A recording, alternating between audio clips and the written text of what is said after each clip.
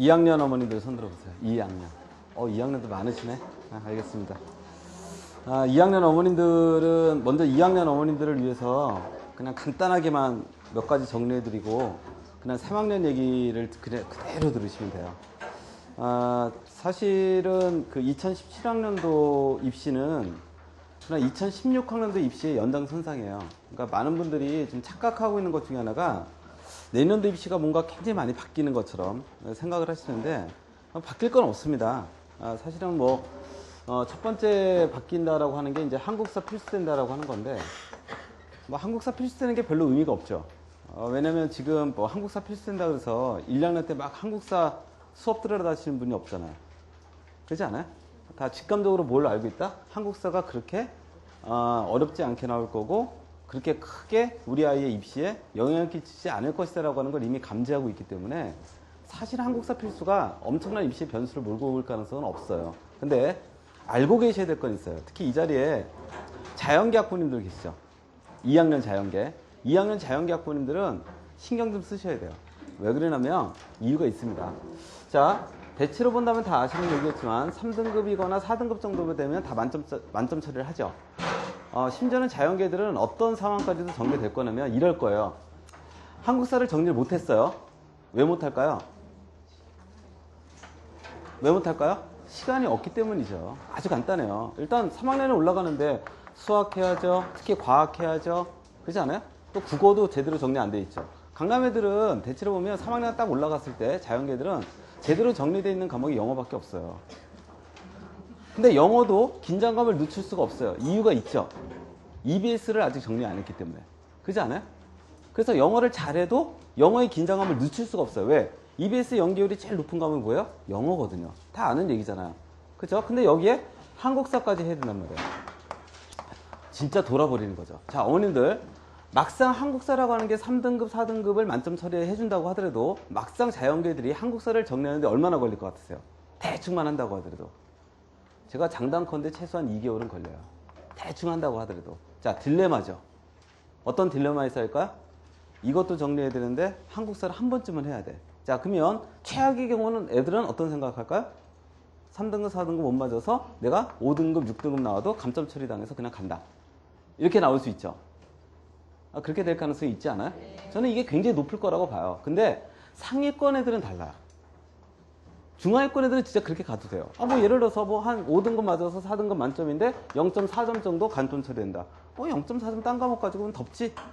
이렇게 갈 수도 있어요. 극단적으로. 근데 1등급 선에 있는 애들은 찜찜하단 말이에요. 이 0.4점이 당락을 막 좌우할 것 같고 막 불안감이 휩싸인단 말이에요. 자, 그런데다가 3등급도 자연계만의 3등급은 아니죠. 한국사는 인문계 자연계 통합 3등급이잖아. 자, 누가 3등급 이내를 다 차지할까요? 문과 애들이요. 그러니까 자연계들은 불안하단 말이에요. 자연계 상위권들은. 뭔가 정리해야 된다는 느낌이 들어요. 자, 이랬을 때 완벽한 딜레마에 빠져요. 어떤 딜레마? 당연히 시간이 없다라는 딜레마에 빠져요. 그래서 제가 권해드리고 싶은 건 뭐냐면 이번 겨울방학이든 아니면 가볍게라도 지금이라도 이렇게 꼭 학원을 다니고 이런 정도까지는 아니더라도 한국사 교과서만큼은 한 번쯤 정독을 좀 시켜라. 알겠어요? 꼭 기억해 주셔야 돼요. 이게 의외로 쉽지 않아요. 왜냐면 어머님들 한국사 지금 예시문항 한번 보세요. 어머님들이 직접 한번 풀어보시라니까요. 제가 장단컨대 절반은 맞춰요. 어머님들도. 왜 어머님들은 절반을 맞출까요? 이유가 있죠. 어머님들은 네? 오래 살았으니까 어머님들은 기본적인 상식이 있어요. 근본적인 상식이 있어요. 근데 우리 자연계들은 지금 근원적인 상식이 없어요. 제가 자연계들을 무시해서가 아니에요. 자, 우리가 한국사가 필수가 됐던 이유가 뭔데요? 자, 심지어는 한국사 필수할 때 어떤 조사까지 있었는지 아세요? 서울대 공과대생들을 어떻게 했다? 한국전쟁이 몇 년도에 터진지 조사했더니 70%가 1950년에 터진 걸 모르더라는 거예요. 아니, 그때 막 그런 여론을 막 조작했다니까요? 이래서 이거 너무 심각한 거 아니냐. 이래서 한국사 자연계까지 필수해야 된다. 라고 해서 한국사를 필수시켰다니까요? 근데 실제로 자연계들이 거의 진짜 서울대를 가는 애들조차도 진짜 그런 상식이 없냐? 없어요. 없다니까요, 진짜. 아무 생각이 없어요, 애들이. 무슨 말인지 이해되시죠? 그래서 완벽한 딜레마에 빠질 거예요. 무슨 말인지 이해되시죠? 그리고 절대로 한 번쯤 정리한다고 하더라도 절대로 어렵게 공부하면 안 돼요. 왜 지금 예시문항 나오는 거 보면 그냥 외우기만 하면 다 맞출 수 있어요. 무슨 거기에 무슨 사고력 이런 거 필요 없어요. 그냥 시대순으로 나열했을 때 순서가 바른 거 뭐 이런 식이에요. 무슨 말인지 이해되시죠? 예, 그러니까 과거에 어머님들 때 어떤 생각하면 되냐. 학력고사 봤을 때 굉장히 쉽게 나왔을 때를 생각하시면 돼요. 정말 엄청나게 쉽게 나왔을 때 무슨 말인지 이해되시죠? 그리고 어떤 면에서 내신보다도 훨씬 더 쉬운 문제가 나온다 라고 생각을 해주셔야 됩니다. 그래서 이것만 일단 신경을 써주시면 돼요. 아셨죠? 예, 그래서 제일 좋은 거 지금 틈틈이 애들 이렇게 좀 화장실 갈 때나 아니면 애들이 예를 들어서 잠이 안 온다고 할 때 그냥 교양서적처럼 한국사 책을 한 번씩만 좀 읽어라. 이해되시죠? 예, 요 정도만 하고 올라가도 의미가 좀 있다 라는 겁니다. 자, 요것만 일단 기억하시면 될 것 같고, 그 다음에 두 번째로는, 자, 두 번째로 내년에 바뀌는 거 다 알죠? 국어 AP가 통합되죠. 자, 그렇다고 해서 입시에 큰 변화가 나타날 가능성은 없습니다. 왜? 자, 그동안 그러면 국어 A형하고 국어 B형하고 문제 유형이 달랐어요? 아니면 출제 방향이 달랐어요? 전혀 의미가 없었죠. 왜 의미가 없었죠? 사실 우리가 많이 이렇게 질문하면 국어 A형은 뭡니까? 그러면 대부분이 뭐라고 얘기하면 자연계 국어라고 얘기해요. 진짜요? 국어 A형이 자연계 국어요? 자, 아니라고 하는 걸 입증해 볼까요? 자, 예를 들어서 어떤 학생이 국어 B를 선택했어요. 수학 A를 선택했어요. 영어를 봤어요. 과탐을 봤어요. 얘는 자연계 인문계요? 자연계죠. 이렇게 선택할 수 있어요, 없어요? 있죠. 이게 자연계잖아요. 그러니까 국어 A는 자연계 국어가 아니에요. 그럼 뭐예요? 그냥 국어 A예요. 무슨 말인지 이해되시죠? 근데 원래 취지는 뭐예요? 국어 A를 쉬운 국어로 내겠다라고 하는데 국어 A가 쉽지 않아요. 국어 A나 B나 거의 비슷해요. 차이가 있다라고 한다면 기껏해야 국어 A에 자연계 지문 정도를 비문학을 하나 더 넣는 거? 이 정도밖에 없어요, 지금. 그래서 의미가 없습니다. 그래서 별로 의미가 없다. 그래서 국어 AP가 통합된다라고 하는 건 입시 변화에 엄청난 변수를 몰고 올 가능성은 있다, 없다? 없다. 자, 이렇게만 보시면 돼요. 단지, 자, 어떤 거 하나는 꼭 기억해 주실 필요가 있냐면, 자, 특히 우리 아이를 의대를 보내고 싶어요. 자, 의대를 준비하시는 이 자리에 고등학교 3학년원들, 지금에 있어서의 의대를 준비하는 학생들의 모든 고민은 뭐예요? 자, 의대 관심 있는 분들, 모든 고민이 뭐예요? 우리 아이가 최저학력을 통과할 것이냐, 못할 것이냐. 이 문제 아니에요? 아니에요? 이게 쉬워 보이세요? 자, 왜? 자, 의대의 최저학력은 뻔하잖아요. 세계영역 합 3이거나 아니면 4이거나. 그렇지 않나요? 우리 애가 무슨 지역인재 쓸 것도 아닌데. 그죠? 그러니까 합3이거나 무조건 합4예요. 그것도 합격률을 높이려면 어느 쪽에서 승부를 내야 돼요? 합3에서. 이건 누구나 다 감각적으로 알고 있는 거란 말이에요. 자, 그런데 합3을 맞추는 데 있어서 강남권에 있어야 모든 승부는 어디서 나야 된다? 당연히 이 베이스가 가장 좋은 베이스. 영어 1, 그렇지 않아요? 그 다음에 국어에서 2를 따는 거예요. 이게 굉장히 좋은 패턴이거든요. 그리고 수학이나 과학에서 하나 2를 찍는 건데 이게 사실 쉽지 않거든요. 그렇지 않나요? 특히 어디에서는 정말 쉽지 않다? 과학에서는. 이건 누구나 다 애들을 가르쳐보면 아는 거잖아요. 그렇지 않나요? 그래서 내년도에는 어떤 면에서는 국어 AP가 통합된다는 얘기는 뭐 1등급을 맞아야 될 전략적 과목이 하나 생겼다라고 생각하시면 되는 거예요. 왜? 국어 AP가 통합된다는 얘기는 그만큼 1등급의 범위가 늘어난다는 얘기죠. 그렇지 않아요? 그래서 상위권 아이들 입장에서는 굉장히 좋은 조건이 형성됐다라고 보시면 돼요. 많은 분들이 국어 AP가 통합이 되면, 자, AP가 통합이 되면 인문계에게 유리한 거 아니냐. 당연히 국어는 누가 더 잘한다고 생각해요? 문과생들이. 그러니까 당연히 이렇게 생각하죠. 근데 조사를 해보면 사실 과거에 국어 AP가 통합됐던 시절이 있었죠. 언어 영역으로. 이때 조사를 해보면 맞아요. 평균은 누가 높다? 문과생이 높아요. 그러나 1등급의 비율을 보면 절대 문과생이 높지 않아요. 무슨 말이에요? 이걸 뒤집어서 해석하면 잘하는 애들은 그렇게 다르지 않다. 이 얘기예요. 결국에는. 그래서 내년도에 국어 AP가 통합되는 건 어떤 면에서는 전체적인 맥락상으로 문과에게 유리해진 건 맞지만 뭐다? 최상위권의 자연계들에겐 오히려 좋은 조건이 되었다. 이렇게 해석하시는 게 좋아요. 됐죠? 자, 이렇게만 이해하시면 됩니다. 단 하나 주의하셔야 될 건 어떤 거냐면 물론 수학생들이 잘 하실 거라고는 믿는데 내년도 입시에서 가장 큰 변수는 사실은 이게 아니에요. 입시적인 변수가 아니라 수학에 뭐가 바뀐다?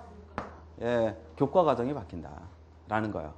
이거를 꼭 주의하셔야 돼요. 그래서 애들이 잘못하면 요거를 제대로 인지하지 못하고 공부를 하면 쓸데없는 공부를 좀 하게 된다.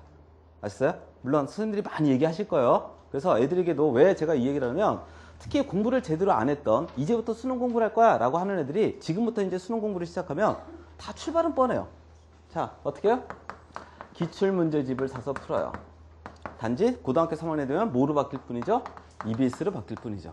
이렇게 바뀔 뿐이에요. 자, 그랬을 때 기출문제에는 쓸데없는 교과과정이 상당히 들어가 있죠. 그렇지 않나요? 해석되시죠? 그래서 요 교과과정이 바뀐다라고 하는 거를 철저하게 아이들에게 인지시켜야 된다. 그래서 기출문제를 풀 때도 어떻게 해야 된다? 반드시 뭐 한다? 쓸데없는 문제들을 뺄 수 있어야 된다. 그래서 혹시라도 기출문제집을 사신다면 올해 아마 제가 장담컨대 이번 여름방학 때부터 교과과정이 바뀌는 기출문제집이 나오기 시작할 거예요. 해석되세요? 뭐가 나오기 시작한다고요? 네, 교과과정의 재편에 맞물리는 기출문제집이 나오기 시작할 거예요. 그러니까 뺄 거 다 빼는 그런 기출문제집이 나오기 시작할 겁니다. 가능하다면 조금 수능 공부가 좀 늦은 학생들은 기존에 있어서의 기출문제집보다는 뭐 새로 나오는 기출문제집을 사서 풀 수 있게 해라. 아시나요?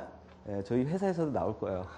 제가 왜 나올 거라고 얘기하는 이유는 다 있겠죠. 예, 그래서 그것들 신경 쓰시면 됩니다. 요것만 신경 쓰시고 나머지는 자 2017학년들은 2016학년들은 동일한 입시다 라고 생각하시면 돼요. 아시죠? 자, 입시적으로도 뻔하지 않나요? 자, 2017학년도 이따 발표됐어요. 자, 뭐 특징 한번 볼까요? 입시적 특징. 자, 수시가 는데요. 자, 두 번째 특징 뭐예요? 학생부 중심의 전형이 늘어난대요. 그래서 상대적으로 논술 전형이 어떻게 된대요? 약간 축소된대요. 자, 2016학년도의 대입 특징하고 똑같아요. 그렇지 않아요? 달라지는 게 있다 없다? 없다. 이렇게 보시면 돼요. 단지 2018학년도는 조금 큰 변화가 있겠죠. 뭐만 결정된다면?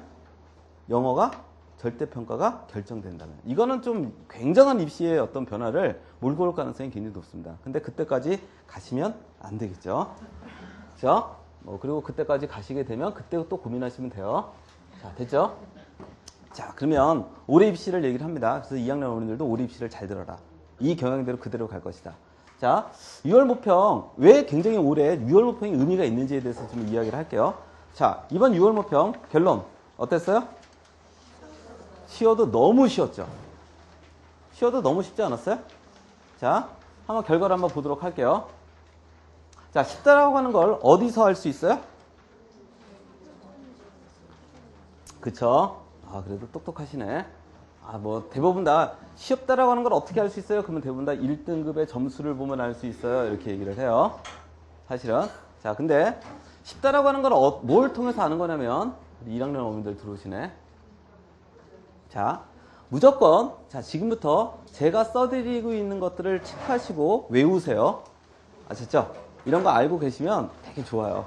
자, 일단 대단히 수능이라고 하는 게 쉽다라는 그 기준은 무조건 표준 점수를 보고 아는 거예요. 어떤 표준 점수? 만점의 표준 점수를 보고 아는 거예요. 아시죠? 자, 그러니까 만점의 표준 점수가 130점 이하로 떨어지면 이건 시험도 아니다. 이렇게 생각하면 돼요. 아시죠? 뭐도 아니라고요? 시험도 아니에요. 시험도. 왜 그러냐면 시험이라고 하는 것의 근원적인 본질이 뭔데요? 시험을 왜 봐요? 변별력을 확보하려고. 변별력이라고 하는 게 뭐예요? 너랑 얘랑 달라. 이걸 구분시켜 주려고. 구분해서 뭐 하려고? 서열을 매겨주려고. 다른 말로 얘기하면 등수를 매겨주려고. 그런 거 아닌가요? 맞죠? 그래서 시험을 보고 난 다음에 뭐 입시를 치르는 걸 우리는 뭐라고 얘기해요? 뭐라고 얘기해요? 정시라고 얘기를 해요. 그렇지 않나요? 맞죠? 그래서 정시라고 하는 거는 별거 없어요. 점수가 뭔데요? 정시는 점수 놀이예요. 점수를 갖고 노는 거예요. 점수 놀이라는 말의 의미는 자, 어떤 입시가 점수를 가지고 놀이를 한다라는 말에는 무조건 등수 놀이를 한다는 뜻이에요. 아시나요? 과거에 서울대 직윤 완벽한 점수 놀이였죠. 어떤 점수 놀이? 내신 점수 놀이. 그러니까 내신이 5, 1등이면 서울대 어디를 썼어도 붙었어요. 그러니까 그때 당시에 서울대 직윤을 쓰시는 분들의 모든 관심사는 뭐였어요? 전국에서 내신 만점자가 몇 명이었어? 이걸 조사하고 다녔어요. 아닌가요? 무슨 말인지 이해되시죠? 예, 이거 조사하고 다녔다고요. 완벽한 등수 놀이니까. 그죠? 예. 이런 체계를 갖는 거예요. 완벽하게. 그래서 정시는 수능을 다 맞으면 고민이 싹 사라지는 거예요. 다 맞으시면 돼요. 우리 애가 수능을 다 맞았어. 점수 놀이에서 우리 애가 뭐 했다는 얘기야? 전국 1등이거나 만점자가 몇 명이야? 그랬더니 20몇 명이래. 그러면 20몇 명 중에 몇 등이야? 봤더니 우리가 10등이야. 그러면 서울대에 쓰면 되겠네. 간단해지는 거죠. 그렇지 않아요? 예, 완벽한 정시는 점수 놀이고 뭐라고요? 등수 놀이에요. 시험은 이런 본질을 갖고 있는 거예요. 됐죠? 자, 따라서 130점 이하로 떨어지면 뭐의 의미가 없다? 시험의 본질적 의미를 퇴색했다라고 얘기를 하는 거예요. 아시나요? 그래서 이건 시험도 아니다. 오케이? 자, 그러면 135에서 130 한 6점 정도가 나오면 우리는 뭐라고 부르는 거야? 쉽긴 쉬웠는데 조금 변별력이 있어. 이렇게 얘기하는 거예요. 알았어요? 자, 쉽긴 쉬웠는데 뭐라고요? 조금 변별력이 있었어. 자, 그래서 이번에 수학 A형. 자, 만점 기준 몇 점 나왔다? 137점. 쉬웠잖아요. 아니, 우리 애가 잘 보고 못 보고 따지지 마세요. 우리 애가 못 봤다고 해서 어려운 거 아니에요? 쉬웠어요. 한 문제만 틀려야 1등급이에요. 쉬웠잖아요. 그럼에도 불구하고 어떻다? 수학 A형은 일정한 변별력을 지녔다라는 말을 쓰게 되는 거예요. 아시나요? 역시 문과 수학이죠. 그렇잖아요? 한 문제만 틀려도 역시 표점이 이렇게 나오더라. 라는 거예요. 왜? 표점을 움직이는 힘은 누구에게 있는 거야? 1등급에게 있는 게 아니죠. 3등급 이하의 때들이 떨어뜨려 주는 거죠. 평균을. 해석되시죠? 예, 그러니까 그만큼 수포자가 많다라고 하는 걸 의미하는 거죠. 평균을 떨어뜨리는 애들이 많다는 거죠. 그만큼 집단이. 자, 요 점수를 꼭 기억해 두세요. 됐나요? 자, 그러면 140점에 육박하면 우리는 이 시험을 뭐라고 한다? 어렵다라고 하지 않고 변별력이 생겼다라는 말을 써요. 시험에 변별력이 생겼다. 아시나요? 해석되죠? 일정한 난이도를 지니면서 변별력이 생겼다. 오케이? 자, 그러면 145점을 육박하면 이때부터 시험이 어려웠다 라는 표현을 쓰기 시작하는 거예요. 시험이 굉장히 어려웠다. 아시나요? 해석되시죠? 이 점수를 꼭 기억해 두시라고요. 특히 1학년, 2학년 어머님들. 특히 1학년 어머님들. 왜? 1학년, 2학년 때는요, 우리 소위 모의고사라고 하는 걸 보면 학평만 보죠. 교육청 모의고사죠. 학평 보면 수학 같은 경우 다 맞으면 몇 점 나오는지 아세요? 최대 172점까지 나올 때도 있어요. 수학. 알았어요? 그러면 이 생각을 가지고 우리의 성적표를 보면 안 되죠. 그렇지 않아요? 그래서 1, 2학년 때는 어떤 경우도 나오냐면 우리 애가 굉장히 수학을 잘하잖아요. 그러면 수학이 1등급이에요. 국어도 2등급이에요. 영어도 2등급이에요. 사회도 예를 들어서 1등급, 2등급 이렇게 섞여서 나왔어요. 그러니까 1, 2, 1, 2 이렇게 나오는 거죠. 근데도 예상 가능 점수가 예상 가능한 대학이 막 연대, 고대 이렇게 나와요. 뭐? 수학만 뭐 했다면? 수학만 뭐 했다면? 다 맞았다면. 그럼 막 170이 이렇게 나오니까. 그러니까 원인들이 착각에 빠지는 거죠. 어떤 착각? 우리 애는 1, 2학년 때 성적 보고 우리 애는 연대가 가능하대. 근데 고3 때 되면 연대커녕 어디도 못 간다? 중대도 못 가요. 이런 상황이 와요. 그러니까 성적표를 읽어내기 위해서는 표점이 어떻게 나왔는지를 봐야 돼요. 근데 우리 애가 수학을 워낙 잘하는데 1, 2학년 때 수학의 표점이 닿았더니 162점 나왔어요. 그러면 뭐 생각하셔야 돼요? 여기서 최소한 몇 점을 빼야 된다? 20점은 빼고 가야 한다. 이렇게 봐야 돼요. 이건 3학년이 되면 사원이 달라진다. 이게 1학년, 2학년 어머니들이 가져야 될 감이에요. 그래서 이 점수를 외워두시라는 거예요. 수능은 절대 어떻게 된다? 웬만해서는 이 점수대를 넘어간다, 안 넘어간다? 안 넘어간다. 그리고 최근에 현 정부는 이 점수를 넘길 가능성은 추워도 없다. 아셨나요? 이해되시죠? 자, 요 점수대를 꼭 기억해 두십시오. 자, 작년도 수능 이야기를 조금 하고 제가 오늘 본격적인 이야기를 좀 진행해 볼게요. 작년도에 문제가 좀 심각했습니다. 왜 문제가 심각했어요? 특히 자연계에서 문제가 심각했죠. 뭐 때문에? 수학비 때문에. 그죠? 수학비 때문에 뭐가 이렇게 문제가 심각했어요? 자, 1등급의 컷이 100점이었다. 맞죠? 자, 만점자의 비율이 4.3%가 나왔다. 물론 이것도 심각했던 거죠. 진짜 심각했던 건 모두 다 뭐로 얘기한다? 표점으로 얘기한다. 자, 작년에 만점 표점 점수는 125점이 나왔어요. 문제가 심각한 거죠. 이건 점수도 아니에요, 이건. 시험을 왜 보냐는 얘기가 나올 수밖에 없죠. 그잖아요? 그러니까 당연히 작년도에 수능이 끝나고 나서 뭐가 나왔어요? 수능 무용론이 나오기 시작했어요. 그렇지 않나요? 수능을 왜 봐? 이거 볼 필요가 없는 거 아니야? 이런 얘기까지 나오기 시작했다는 거죠. 자, 문제의 심각성은 만점의 표준수가 125점이 나왔던 게 심각한 게 아니에요. 더 심각했던 건 뭐냐면 3등급의 커트라인 점수가 117점이었거든요. 불과 만점과 3등급 커트라인 점수 차이가 몇 점 났다? 8점. 이 감이 없으시죠? 요 감을 살려드릴게요. 자, 아이들은 대답 잘하는데 최근 몇 년 사이에 자연계 수학이 굉장히 어렵게 나왔던 적이 있어요. 몇 년 사이에. 자, 언제냐면 2011이에요. 맞아. 2011학년도 수능이요. 이때 자연계 수학이 굉장히 어렵습니다. 수리 가형이. 그때 당시에 만점 점수는 153점이었어요. 이게 수학의 위력이에요. 우리가 수학을 왜 열심히 해야 되냐? 굉장히 간단해요. 1. 왜 열심히 해야 돼요? 우리는 자연계니까? 말도 안 되는 소리죠. 자연계라도 평생 수학 안 하고 살 수도 있잖아요. 아, 그러지 않나? 아, 뭐 생물 관련 학과 가는데 평생 수학 할까요? 안 할 수도 있잖아요. 자연계니까 수학을 열심히 해야 된다는 아니에요. 자, 수학을 왜 열심히 하냐라는 질문은 아주 간결하게 얘기하면 돼요. 표점이 역대 수능에서 제일 수학이 높았으니까 늘. 1. 그런데다가 우리는 4개의 영역을 보는데, 자, 4개의 영역을 25%씩 반영하지 않으니까. 대체로 수학은 30% 이상 반영하니까. 그렇지 않아요? 이 얘기면 끝나는 거잖아요. 그러니까 당연히 수학을 열심히 해야 한다. 라는 논리죠. 입시체계에서는. 그런데 153점이 나왔는데 그 당시에 2011학년인데 1등급의 표점수가 132점이 나왔어요. 무슨 말이에요? 만점과 1등급 사이에 몇 점 차이 났다? 21점이에요. 근데 작년에는 몇 점 차이 났다? 만점과 3등급의 커트라인이 8점 차이 났다고요. 그러니까 3등급 커트라인에 있는 애가 만점 애들에게 뭐라고 얘기하는 거야? 야, 너랑 나랑 차이 안 나. 야, 너랑 나랑 비슷해. 이러고 나오는 거예요. 심지어는 3등급 맞은 애가 의대를 쓰겠다고 대드는 사태가 나와요. 근데 가능해요. 점수 계산을 해보면. 어이가 없는 거죠. 우리는 감각적으로 알죠. 수학은 3등급 뜨는 순간 명문대 입학이 전혀 불가능하다. 라고 우리는 아주 몸에 단련돼 있죠. 자연계는 특히나. 그렇지 않아요? 근데 3등급 애가 서울대를 쓰겠다고 대들고 의대를 쓰겠다고 대드는 거예요. 이런 사태가 나타나니까 입시체계가 완전 뒤죽박죽 되는 거죠. 그러니까 예상 커트라인을 잡을 수가 없는 상황이 오는 거죠, 막. 그리고 어떻게 될지 예측하기가 굉장히 어려운 상황이 왔던 거죠, 작년에. 그러니까 이런 사태가 나타나니까 정부도 문제점이 있는 거죠. 그렇지 않나요?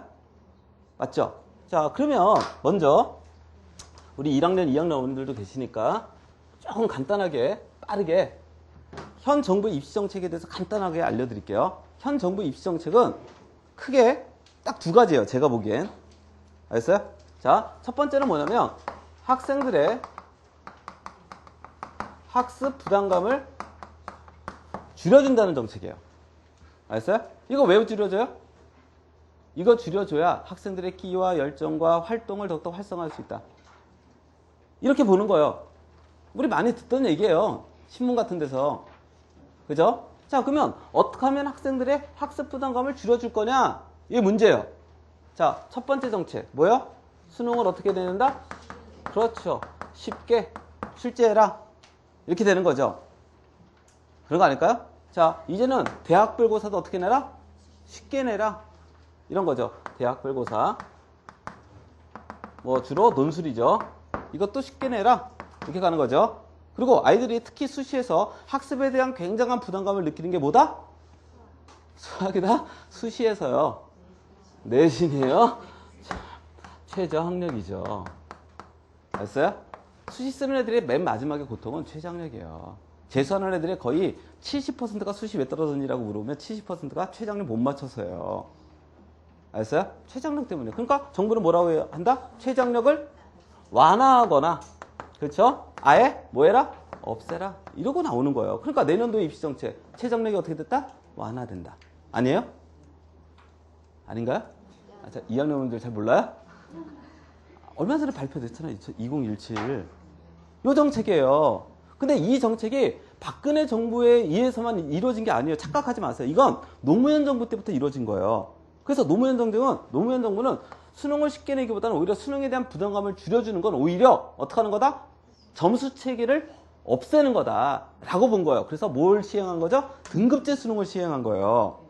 그러니까 0.1%나 1%나 어차피 우수한 애들인데 대학에 가서 대학이 어떻게 가르치냐에 따라서 달라지는 거 아니야? 굳이 그걸 왜 점수를 너무 세분하게 두는 건 애들에게 부담감을 가중시켜 라고 본 거죠. 그래서 등급제 수능을 시행한 거죠. 그런 거 아닌가요? 이런 정책으로 나타나는 거예요. 자, 그런데 자꾸 등급제 수능에 대한 불만이 누가 많아요? 누가 많아요? 강남권. 그렇죠? 자사고, 특목고. 불만 많지 않아요? 근데 문제는 교육에서는 요 층들이 여론 주도층이에요. 그러지 않나요? 뭐 우리 애가 지금 뭐 고층에 들어가든 안 들어가든 어쨌든 여론 주도층이란 말이에요. 이 여론 주도층이 자꾸 불만이 나오니까 이명박 정부에서는 어떻게 했어요? 등급제를 곧바로 폐기해버렸어요. 그리고 다시 점수체계로 돌려버렸죠. 그렇지 않나요? 맞죠? 그런데 어쨌든 쉬운 수능을 계속해서 유지하겠다고 했어요. 누가? 이명박 정부가. 그래서 취했던 정책이 있었죠. 뭐예요? 만점자 영역별 1% 정책이었죠. 아닌가요? 그래서 왜 쉽다라고 하는 그 기준은 굉장히 추상적이지 않아요? 맞잖아요. 쉽다 어렵다가 굉장히 추상적인 개념 아닌가요? 그러니까 이렇게 나와야 쉬운 거야 라고 정부가 딱 정해준 거예요. 그 정해준 게 뭐였다? 만점자 영역별 1% 정책이었어요. 근데 이걸 제대로 맞춰요 못 맞춰요? 계속 못 맞췄어요 정부가. 그러니까 욕만 들이다 먹는 거죠. 너희 뭐 알아요 그거? 계속 어느 때는 0.2% 어떤 때는 2.3% 난리가 난 거예요. 그러니까 당연히 오히려 여론에 계속해서 공격만 당하는 거죠. 이명박 정부가. 그래서 자 어떻게 했어요? 작년에 박근혜 정부가 선언을 하죠. 뭐라고? 그동안 시행해왔던 만점자 1% 영역별 1% 정책을 폐기하겠다 이렇게 발표한 거예요. 폐기하고 나서 작년도 수능처럼 해석되세요? 이 말 이해되시죠? 그랬더니 또 여론층에서 교육의 여론층에서 불만이 많은 거예요. 특히 뭐 때문에? 아까 얘기했던 수학 뭐 때문에? B 때문에. 특히 작년에 왜 수학 B 때문에 더 민감했어요? 의학 계열이 늘어났던 해잖아요. 아닌가요? 의전이 다시 이제 학부로 돌아왔던 해잖아요. 그러니까 최상위권은 정말 다 의대를 향해서 막 전진하고 있는데 허탈해진 거죠. 하나 틀렸더니 3등급 뜨고 난리가 난 거예요 지금. 그죠? 그러니까 이게 시험이야? 뭐하러 저럴 거면 시험 봐? 막 이런 얘기가 나오기 시작한 거죠. 결국에는. 됐죠? 그래서 4월 달에 현 정부가 뭘 발표해요? 자, 그렇죠. 2016 수능 개선안 해서 발표를 해요. 4월 달에. 이게 굉장히 중요한 거죠. 왜? 어머니들은 잘 모르시겠지만 정부가 나서갖고 무슨 수능 개선안 이런 걸 사전에 발표하고 그랬던 적이 없어요. 입시 역사에서. 근데 이걸 발표를 해버린단 말이에요. 그래서 그 수능 개선안의 핵심적인 내용은 뭐였냐? 두 가지였죠. 처음에 발표했던 내용은 두 가지였습니다. 크게 보면 물론 세 가지예요. 뭐 문제 오류를 없애겠다 이런 뻔한 얘기도 했어요. 왜? 최근 2년 사이에 계속 수능 문제가 오류가 나왔으니까 재작년도에 지리, 작년에 생투. 그죠? 그러니까 뭐 국가고사의 신뢰감이 무너지고 막 이런 문제가 있었죠. 그래서 뭐 그것들을 없애겠다. 다 뻔한 얘기예요. 근데 오류 나와도 나쁘진 않아요. 왜? 우리가 한 문제 버는 거잖아요. 그렇지 않아요? 생각해보면? 맞죠? 버는 거 아닌가? 맞잖아요. 마침 몇 놈만 좀 억울할 뿐이지. 그렇지 않아요? 그렇게 나쁜 거 아니에요, 제가 보기에. 그래서 어머니들 너무 이렇게 그거에 대해서 뭐 이상한 소리 하지 마세요. 예, 맞힌 사람이 얼마 안 돼요. 어차피. 그 오류 문제 정도까지 맞힐 거면 제 실력은 아니죠. 그렇지 않나요? 생각해보면? 그러니까 신경 쓰지 마시라니까요. 제가 보기에는 시험적인 의미에서, 교육적인 의미가 아니라 시험적인 의미에서는 그렇게 아주 나쁜 건 아니에요. 제가 보기엔. 자, 아무튼 볼게요.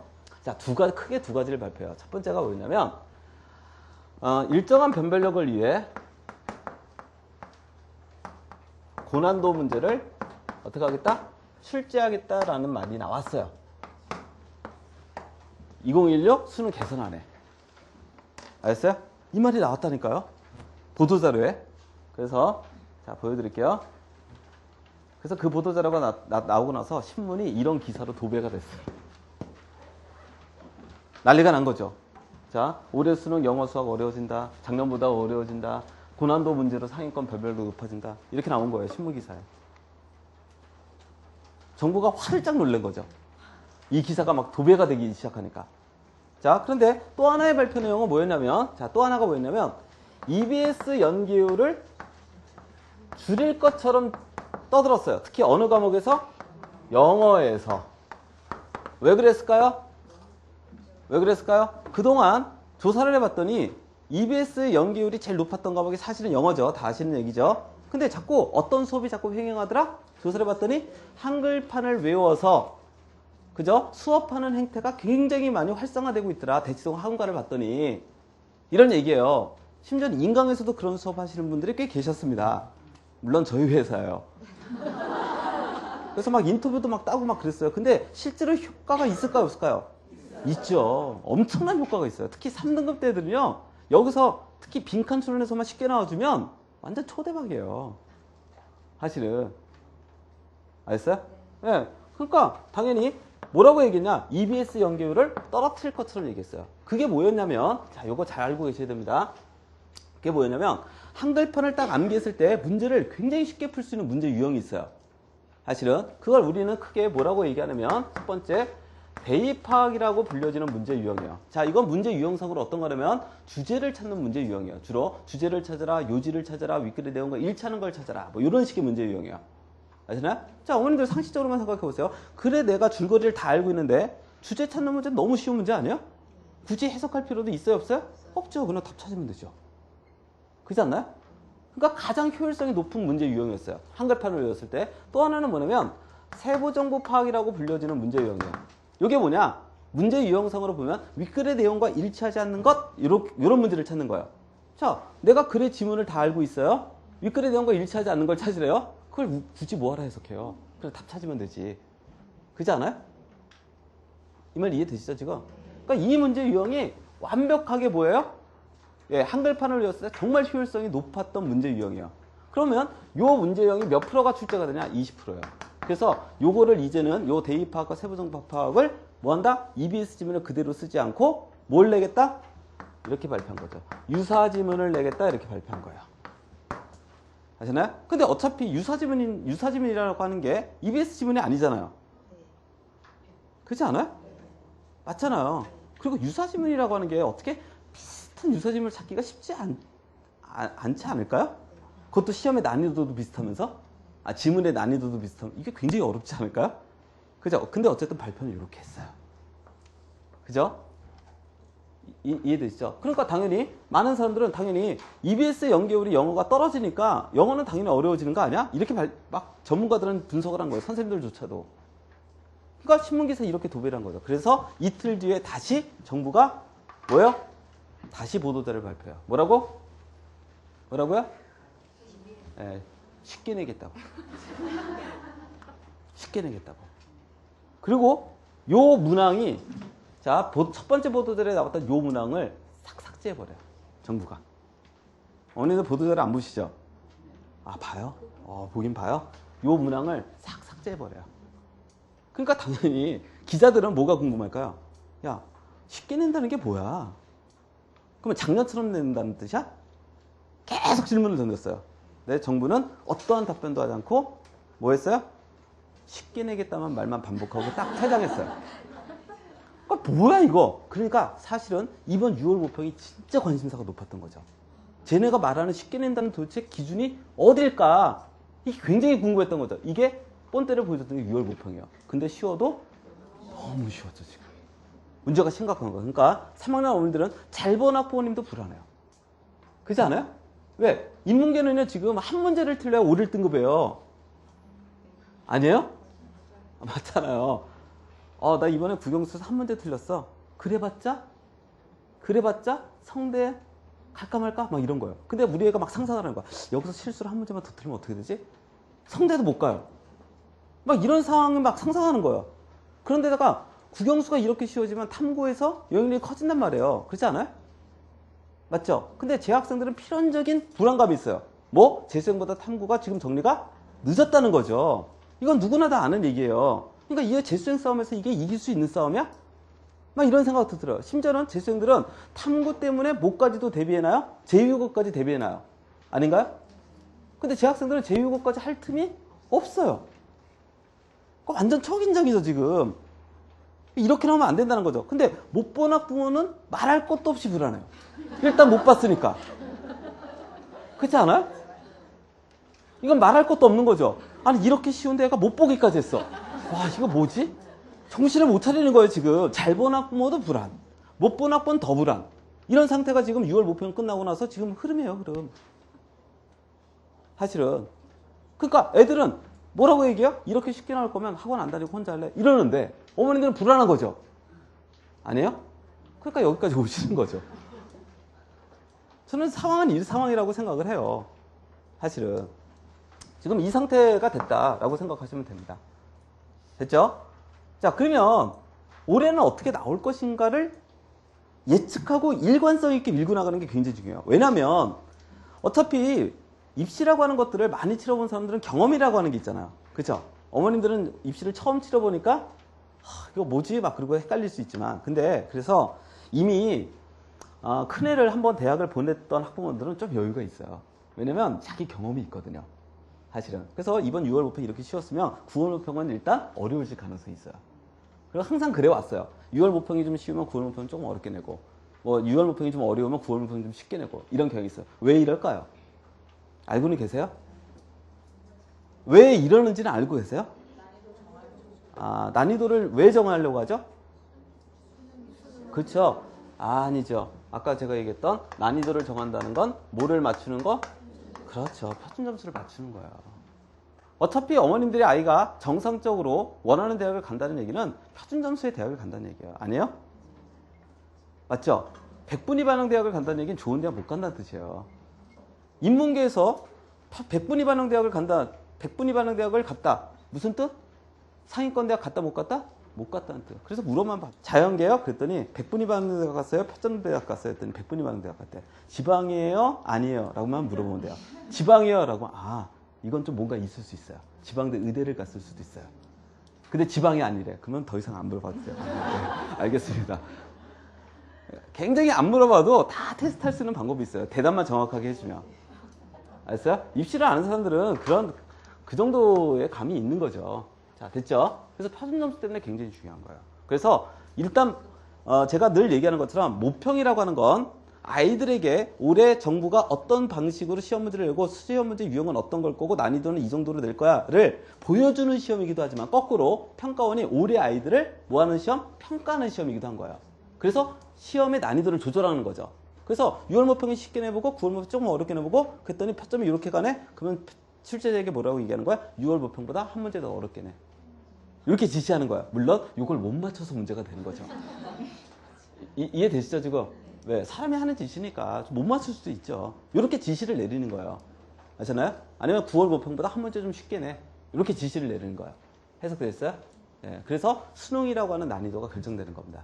됐죠? 그래서 한 번쯤은 좀 어렵게 내봐야 돼요. 그래서 표점을 보는 거예요. 이렇게 한 문제를 더 어렵게 냈더니 140 초반이 나오네. 이렇게 쉽게 냈더니 또 130 초반이 나오네. 그러면 130, 올해 목표는 130점 중반 정도를 맞춰야 되는 거니까 9월 모평보다 한 문항 정도 쉬우면 되겠네. 이런 식으로 지시를 내리는 거예요. 됐나요? 이해되시죠? 그래서 표준 점수 때문에 시험의 난이도를 예측할 수 있는 거예요. 원점 쓰면 시험의 난이도를 예측할 필요가 없어요. 어머니들 때, 학력고사 때 시험의 난이도 예측했어요?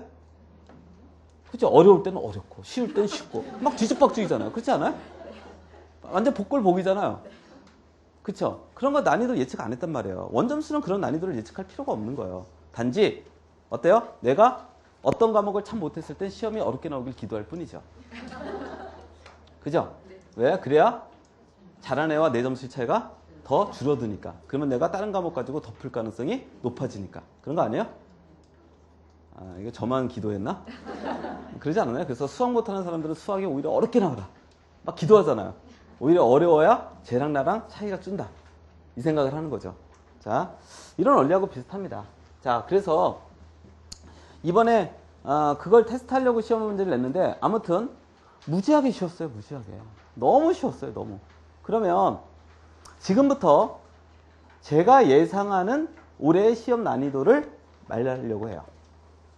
아시죠? 맞던 틀리던 상관없어요. 참고만 하세요.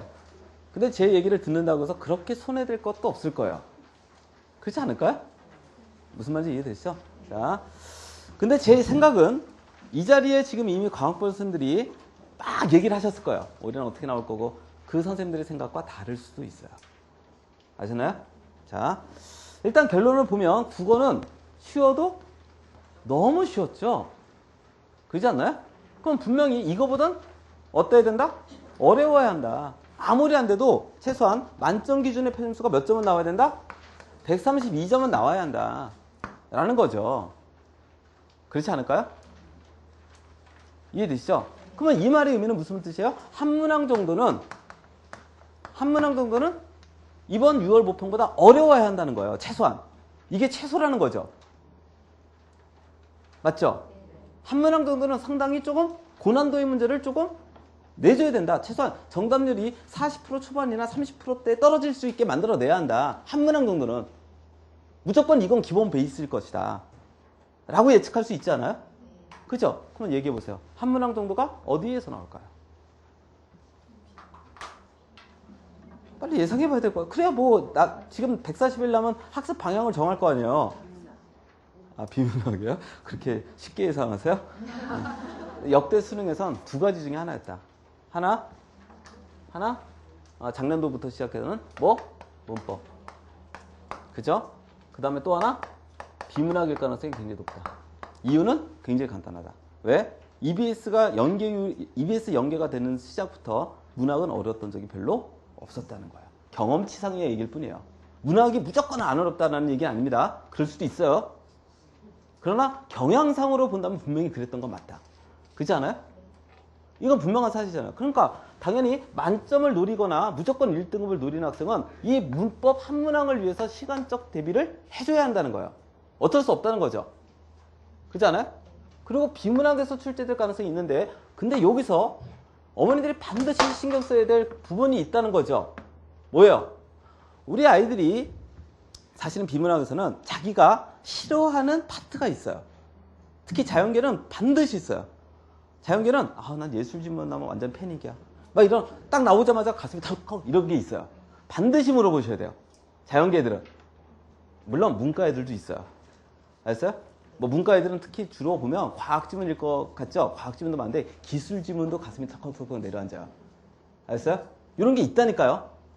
이해되죠? 그것들을 반드시 나와야 된다. 그런데 잘 생각해 보세요. 자, 우리 아이가 예를 들어서 철학 지문만 나오면 혹은 언어라는 지문만 나오면 자연계인데 가슴이 턱턱턱 내려왔는데 근데 여기서 고난도의 문제가 하나 또 걸려든 거예요.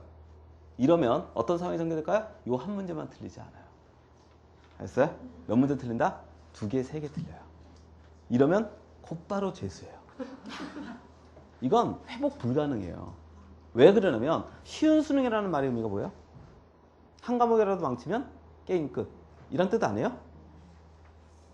맞죠? 그래서 쉬운 수능은 절대 아이들에게 학습 부담감을 줄여주지 않아요.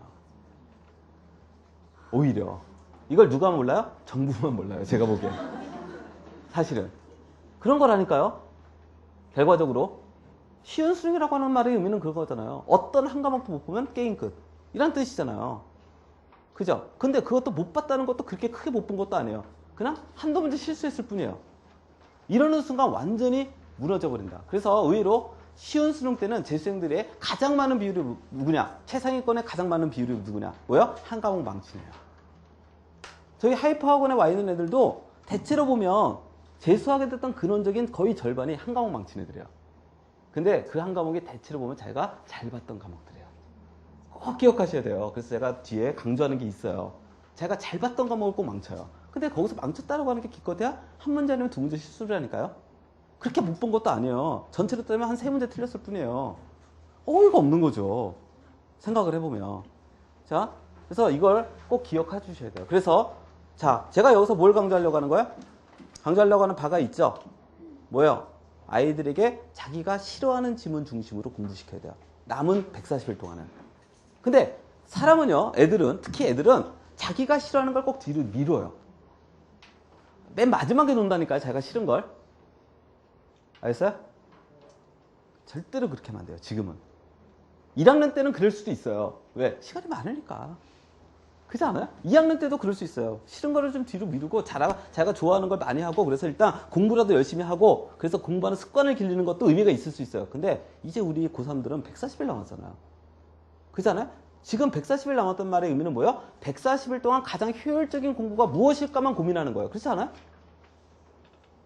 맞죠? 이해되시죠? 예, 그것만 고민하시면 돼요. 따라서 우리 아이들에게 일단 뭐 해야 된다? 자기가 싫어하는 지문 중심으로 뭐 해라? 일단 먼저 해라. 국어 공부 시작 그러면 너가 기술 지문을 싫어한다. 기술 지문부터 몇 개 풀고 공부 시작. 너가 문법을 싫어한다. 문법 문제 몇 문제 정리하고 스타트. 이렇게 거꾸로 가야 돼요. 반드시. 이건 심리적인 측면에서 굉장히 중요한 문제예요. 자, 최악의 경우가 뭐예요? 특히 여학생들 최악의 경우 뭐예요? 여학생들에게 많이 나타나는 상이죠. 우리 최상위권 여학생들에게 국어 망치고 수학망 치고 점심시간 때 정신 차리고 영어부터 잘 보는 거야. 왜요? 안 나타날 거라고 생각하세요? 제가 이런 얘기, 수많은 얘기, 사례를 드는 건 다 재수형 얘기예요. 어차피 재수를 따라고 한 건 실패한 거잖아요. 이 실패한 표본들은 재수형을 보면 아는 거예요, 이건. 그렇지 않나요? 그죠? 그래서 우리 아이가 그렇게 되면 재수하는 거죠. 그런 거 아닌가요? 예. 이거 잘 기억해 놓으세요. 그래서 그렇게 출발을 해라. 자, 그래서 그렇게 나올 가능성이 높다. 결론이에요. 됐죠? 자, 넘어갈게요. 자, 두 번째. 수학 같은 경우는 지금 예상을 해본다면 지금 표점상으로는 지금 국어, 수학 A는 무난했다. 그잖아요? 그래서 예상은 6월 모평처럼 나올 가능성도 있다. 근데 수학 선생들은 6월 모평보다 한 문제 더 어려울 거라고 분명히 강조할 거다. 제 예상은. 왜? 그래야 수업을 들으니까. 예상은 그래요. 그러나 6월 모평처럼 나올 수도 있어요. 그러나 6월 모평보다 한 문항 더 어려워질 개연성도 없진 않아요. 이유가 있습니다. 수학생들은 이걸 입시를 잘 모르시기 때문에 설명을 못할 뿐이지 실제로 있어요. 왜 그러냐면 이번 6월 모평에 137점이라는 점수가 나왔지만 실제로 이번 6월 모평처럼 수능이 그대로 나온다면 절대 수능은 137점이 안 나와요. 왠지 아세요? 일단 반수행이 들어와서 평균을 올려요. 이해되시죠 지금? 이해되시죠? 그리고 평균을 떨어뜨리는 애들이 아예 수학을 안 봐요. 이해되세요 지금? 이런 현상이 나타나기 때문에 실제로 6월 모평처럼 똑같이 나와도 이 점수가 안 나온다니까요. 이걸 만약에 정부가 읽어낸다면 한 문항 정도 더 어려워질 수도 있는 거예요. 아셨어요? 이해되시죠? 그래야만이 요 점수에 육박해요. 해석되시죠 지금? 그래서 선생님들은 어떻게 표현할지 모르지만 입시적인 측면에서는 그런 변수들을 가지고 있기 때문에 일단 두 가지 개연성을 다 가지고 있다. 하나, 6월 모평처럼 나올 가능성. 둘, 뭐요? 6월 모평보다 한 문항 정도 더 어려워질 가능성. 됐나요? 이해되시죠? 요거를 대비하고 준비하시면 돼요. 됐죠? 됐죠? 자, 그러면 자연계까지 얘기하고 마무리 할게요. 자, 자연계는 일단 어때요? 너무 낮았어요. 그러니까 반드시 6월 모평보다 한 문항 정도는 어려워야 되는 건 분명하다. 그렇지 않을까요? 자, 그렇게 되면 결국은 자연계 수학은 조금 어려운 문항이 몇 문제 출제된다? 2문항. 이게 제일 대세적 예측이죠. 그렇지 않나요? 자, 그러면 결론을 좀 내드릴게요. 이 자리에는 지금 많은 성적대 학부모들이 앉아 계실 거라고 봐요. 자, 그래서 조금 낮은 데부터 임하도록 할게요. 자, 보도록 할게요. 우리 아이는 이럴 수도 있어요. 지금 현재 수학이 3등급에 나오고 있어요. 3등급도 초반이 아니에요. 그럴 수도 있지 않아요? 그래서 우리 아이의 목표는 수학이 2등급 뜨는 거예요. 그럴 수도 있지 않나? 그죠? 그리고 우리 아이는 국어를 1 맞고 영어를 1 맞아서 수시로 끝을 내는 거예요. 어머니들이 그리는 다 시나리오잖아요, 지금. 다 최상의 시나리오 아닌가? 아, 그럴 수도 있잖아요. 아, 뭐가 부끄러워요? 그럴 수도 있죠. 특히 탐구는 한 과목으로 1등급 뜨는 거예요. 2과목도 아니야. 왜? 탐구 한 과목 인정하는 데가 많으니까. 이런 정보는 굳이 안 알려줘도 자기 밖에서는 다 자기가 찾아서 알아야 돼요. 자, 어쨌든 요거예요. 그래서 우리 아이는 3등급인데 지금 2등급이 목표야. 이런 학부모들은 진짜 이게 현실적인 방향이라면 제가 뭐라 그랬어요? 지금은 뭐만 고민해라? 140일이라고 하는 것만 고민해라. 그죠? 자, 우리 아이는 이렇게 되는 게 목표야. 그러면 극단적으로 어떻게 할 수도 있다? 어떻게 할 수도 있다? 그 두 문제를 버릴 수도 있다. 그렇지 않아요? 그 두 문제를 버린다고 해서 2등급 뜨는데 문제 없다. 왜? 이 두 문제 때문에 결국은 이거를 못 맞는 순간 더 최악이죠. 그렇지 않아요? 내 전략은 이 전략인데 여기서부터 이미 틀어지기 시작하는 거잖아. 여기에 시간을 투자하다 보니까 이쪽에 시간을 투자할 수가 없어서 결국은 이 전략이 실패할 수도 있는 거 아니야? 굉장히 빨리빨리 전략적인 판단을 내려야 한다는 거죠. 그러면 우리 아이는 2등급이 목표야. 현실이야. 선생님들은 지금 3등급 아이에게 너 지금부터 열심히 해도 1등급 될 수 있어 라고 얘기할지 모르지만 내가 보기에는 오히려 할 수는 있지만 그건 뭐만 할 수 있을 때요? 수학만 공부했을 때요. 그렇지 않아요? 근데 수학 선생님들은 수학만 공부하기 바라는 거잖아요. 그렇지 않아요? 제가 늘 요 시점에서는 늘 강조하는 게 있어요. 140일 정도, 100일 정도 남았을 땐 선생님들의 이기성의 발언을 잘 읽어라 라는 말을 써요. 자, 예를 들어서 논술 선생님들, 자, 논술학원을 보내요. 논술 선생님들의 관심도는 뭔지 아세요? 논술 전형으로 우리 애가 대학 가는 거예요. 아니에요? 맞죠? 너 우리 논술을 참 잘 가르쳐서 너가 논술 전형에 붙었어 라는 말을 듣고 싶은 거예요. 그쵸? 근데 저는 극단적으로 얘기한다면 이 아이가 논술을 안 붙었으면 좋겠어요. 안 붙는 게 아니라 이 아이가 논술을 안 보러 갔으면 좋겠어요. 수능 다 맞아서. 그럴 수 있지 않나? 얘가 고대 논술 썼어. 쌤, 수능 다 맞고 나서 고대 논술 제가 봐야 될까요? 이런 말 하는 게 좋은 거 아니에요? 그런 거 아닌가? 맞잖아요. 어머님들 제일 좋은 게 뭐야? 제가 우리 애가 연대 논술을 꼭 써야 될 아이일까요? 이거 고민에 빠지는 게 좋은 거예요. 아닌가요? 그런 말 하고 싶죠? 성적표 보여주고 우리 애가 꼭 연대 논술을 봐야 될까? 이렇게 묻고 싶지 않아요? 누구나 다? 그런 거예요, 원래. 그러니까 제가 무슨 말을 하고 하는 거냐면 선생님들은 자기 과목에 대한 이기성을 가져야 돼요. 이기성을 가져야 그만큼 아이들에게 목숨 걸고 그 과목에 대해서 투여하는 거죠. 하지만 너무 과도한 이기성은 오히려 전적인 밸런스를 무너뜨려요. 지금은 그 밸런스가 무너지면 안 돼요. 그렇지 않나요? 1학년, 2학년 때는, 특히 1학년 때는 어떤 특정한 과목에 그럴 수도 있어요. 근데 3학년 지금 100일 정도 100여일 정도 남아있는 상태에서는 이러면 안 된다는 거죠. 이거를 굉장히 경계해야 된다는 얘기예요. 따라서 이거 누가 경계해야 돼요?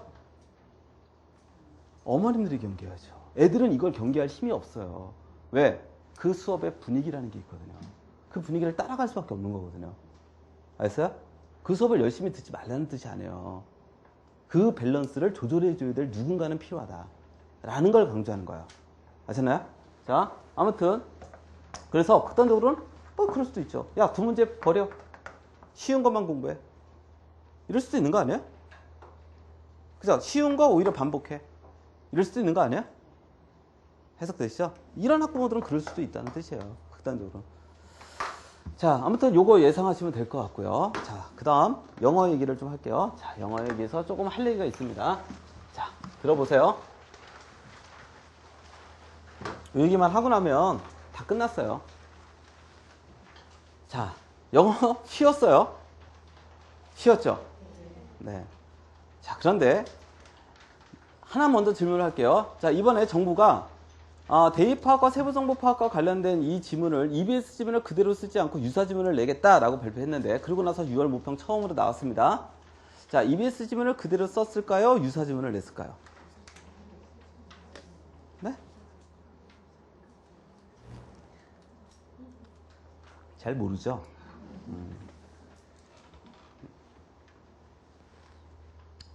일단 그대로 쓰지는 않았어요. 알았어요? 그러니까 굉장히 노력한 거예요. 자기네가 발표한 내용을 지키려고 굉장히 노력했어요. 유사지문은 아직 그대로 쓰지는 않았어요. 근데 더 재밌는 건 유사지문을 내지도 못했어요. 왜냐면 제가 아까 얘기했잖아요. 유사지문을 찾는 게 쉬운 게 아니에요. 짧은 시간 안에. 알았어요?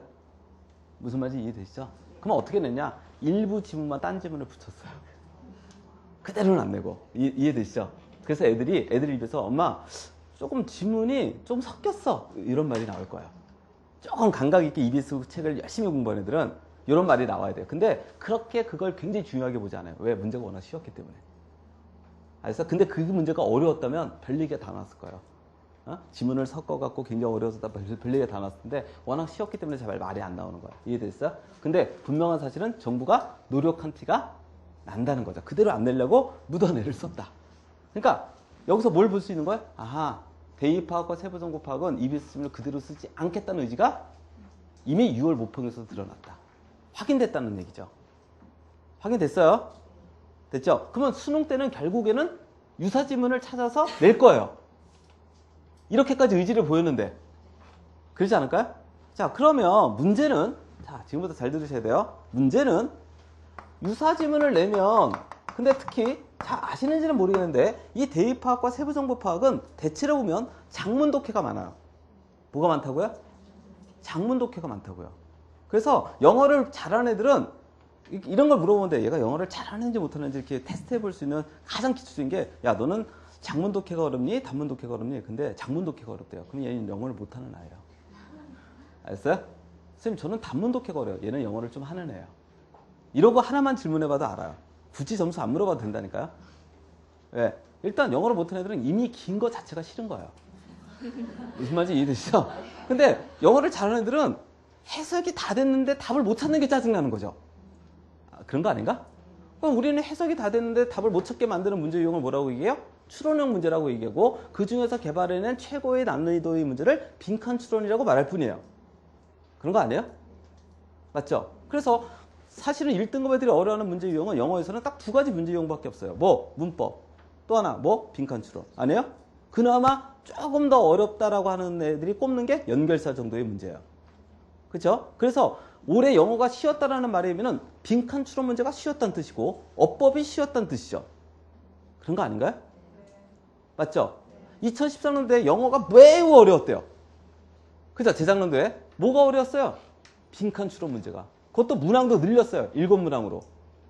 그죠? 심지어는 뭐예요? 영어의 단어의 함축적 의미를 알아야 문제를 풀 수 있게 만들어버렸어요. 그러니까 이거는 굉장한 고도의 문학적 감수성도 있었어야 되는 거예요. 영어에서. 그러니까 영어 선생님조차도 그 문제를 못 풀었죠. 아니에요?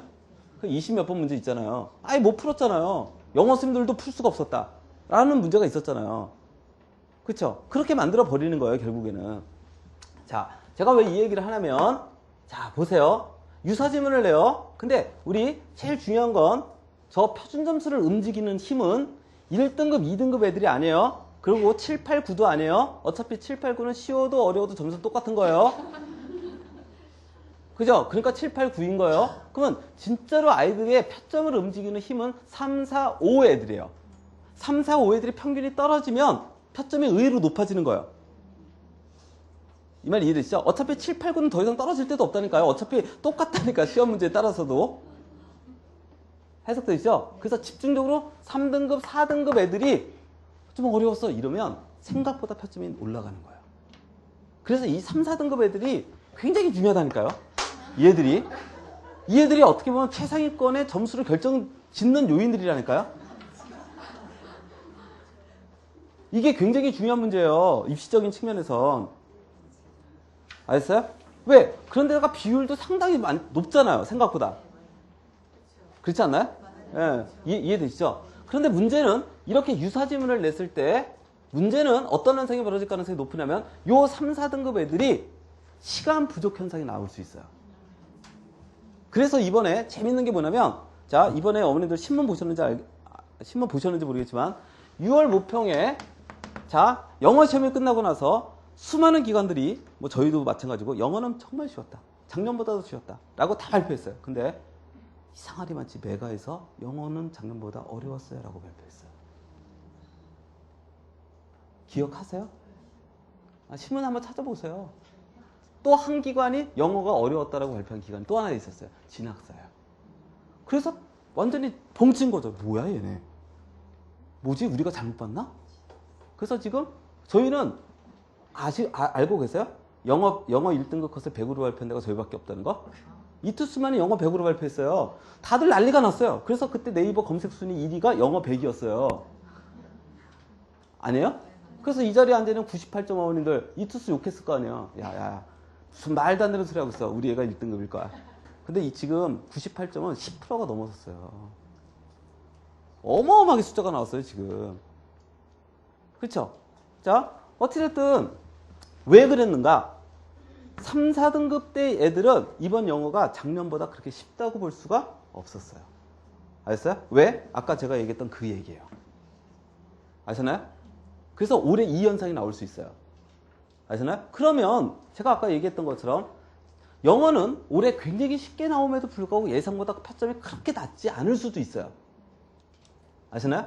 이 말의 의미는 무슨 말이냐? 시험장에서 애들이 나왔는데 자, 1등급에게 질문을 던지는 거예요. 야, 이번에 영어 어땠니? 너무 쉬웠어요. 이런 반응이 나오는 거예요. 자, 3, 4등급 애들에게 인터뷰를 따는 거예요. 야, 영어 어땠니? 쉬웠어요. 근데요, 시간이 좀 모자랐어요. 라는 반응이 나올 가능성이 있어요. 자기도 쉬운 건 인정하겠는데 시간이 부족했다는 거죠. 이러면 의외로 영어의 표점이 생각보다 낮지 않을 수 있다. 자, 그러면 이 자리에 앉아있는 우리 최상위권의 어머님들은 무슨 생각에 빠져야 돼요? 야, 이러면 영어에서 하나 실수하면 진짜 끝이겠구나. 그렇죠. 정답이에요. 무조건 다 맞아야 되는구나, 이거. 아시나요? 자, 그런데 이 자리에 우리 애가 영어가 가끔 주로 2등급 뜨는데 2등급도 주로 후반이야. 그러면 3등급 뜰 가능성도 있지 않아요? 왜? 반수형 들어오고 어쩌고 저쩌고 하면? 아니요. 그냥 2등급일 거라고 믿으세요? 우리 애가 지금 100분위가 한 90에서, 네? 이렇게 91 이렇게 왔다 갔다 하잖아요. 이 수능에서는 3등급 될 가능성이 굉장히 높은 거예요. 인정하셔야 된다니까. 알았어요? 아닐 거라고 믿지 마시고 대비하시라고 아니게 되려면. 그쵸? 자, 그러면 요런 학생들. 자, 요렇게 위험한 학생들이 있어요. 이 자리에 몇 분이 계실 수도 있어요. 요런 친구들은 뭐 연습 많이 시켜라? 대입파악과 세부정보 파악의 문제를 빠르게 시간 안에 풀 수 있는 직독직해 연습을 의외로 많이 시켜야 한다. 아셨어요? 근데 애들은 분명히 그거 공부 안 할 거라는 거예요. 왜? 너무 쉬운 문제고 내가 다 아는 문제고. 근데 어때요? 시간을 많이 줬을 때 쉬운 문제죠. 그렇지 않아요? 야, 이거 문제 어때? 한정없이 시간 주고 어때라고 물어보는 것과 야 2분 안에 풀어 라고 하는 것과 같아요? 굉장히 다르다는 거죠. 아시죠? 그러면 최고의 대박은 뭐예요? 애가 이 연습을 잘했어. 우리 애가 90, 91 이렇게 나오는 애였는데 직독직해 연습을 많이 해서 의외로 시간 부족 현상이 안 벌어졌는데 의외로 어법 문제도 자기가 잘하는 파트에서 나와서 맞히고 빈칸지론도 쉽게 나와서 맞히고. 그렇지 않아요? 그래서 다 맞는 거야. 최고의 대박 아니에요 진짜? 이게? 어머님들이 늘 꿈꾸는 그런 시나리오잖아요. 결국에는 아닌가요? 어차피 100분위가 90, 90일 나오고 있다는 말의 의미가 뭡니까? 그 말의 의미가 뭐예요? 기껏해 몇 문제 틀리고 있다는 얘기예요? 2문제 틀리고 있다는 얘기 아니에요? 그러면 이거 어디서 틀리고 있을까요? 어법 하나? 빈칸 추론 하나. 아니에요? 그러면 최악의 경우는 뭐예요? 우리 애가 90, 91 나왔는데 최악의 경우는 뭐예요? 이거 대비 안 해서 시간 부족해갖고 여기서 헤매다 틀리고. 그죠? 틀리는 어법 틀리고 빈칸 추론 틀리고. 이게 최악 아니에요? 그래서 몇 등급 뜨고? 3등급 후반 뜨고. 그래서 원서 쓰려고 했더니 쓸데기 없고. 이게 최악의 시나리오잖아요. 그쵸? 그러니까 결국에는 어머니들이 지금 140일 동안 남은 기간 동안에 고민하셔야 될 거는 뭐냐면 최악의 시나리오가 나올 수 있는 거를 막아내는 뭐? 대비도 하고 최상의 시나리오를 뭐? 나오는 거를 해내는 거. 그렇지 않을까요? 그럼 뭐가 가장 기본 베이스가 돼야 돼요? 최악의 시나리오가 나오는 거를 막아내는 걸 먼저 해야죠. 바보가 아닌 이상. 근데 늘 어머님들은 최상의 시나리오만 준비한다는 거예요. 그죠? 그러다 보면 거의 절반 이상은 최악의 시나리오로 간다는 거죠.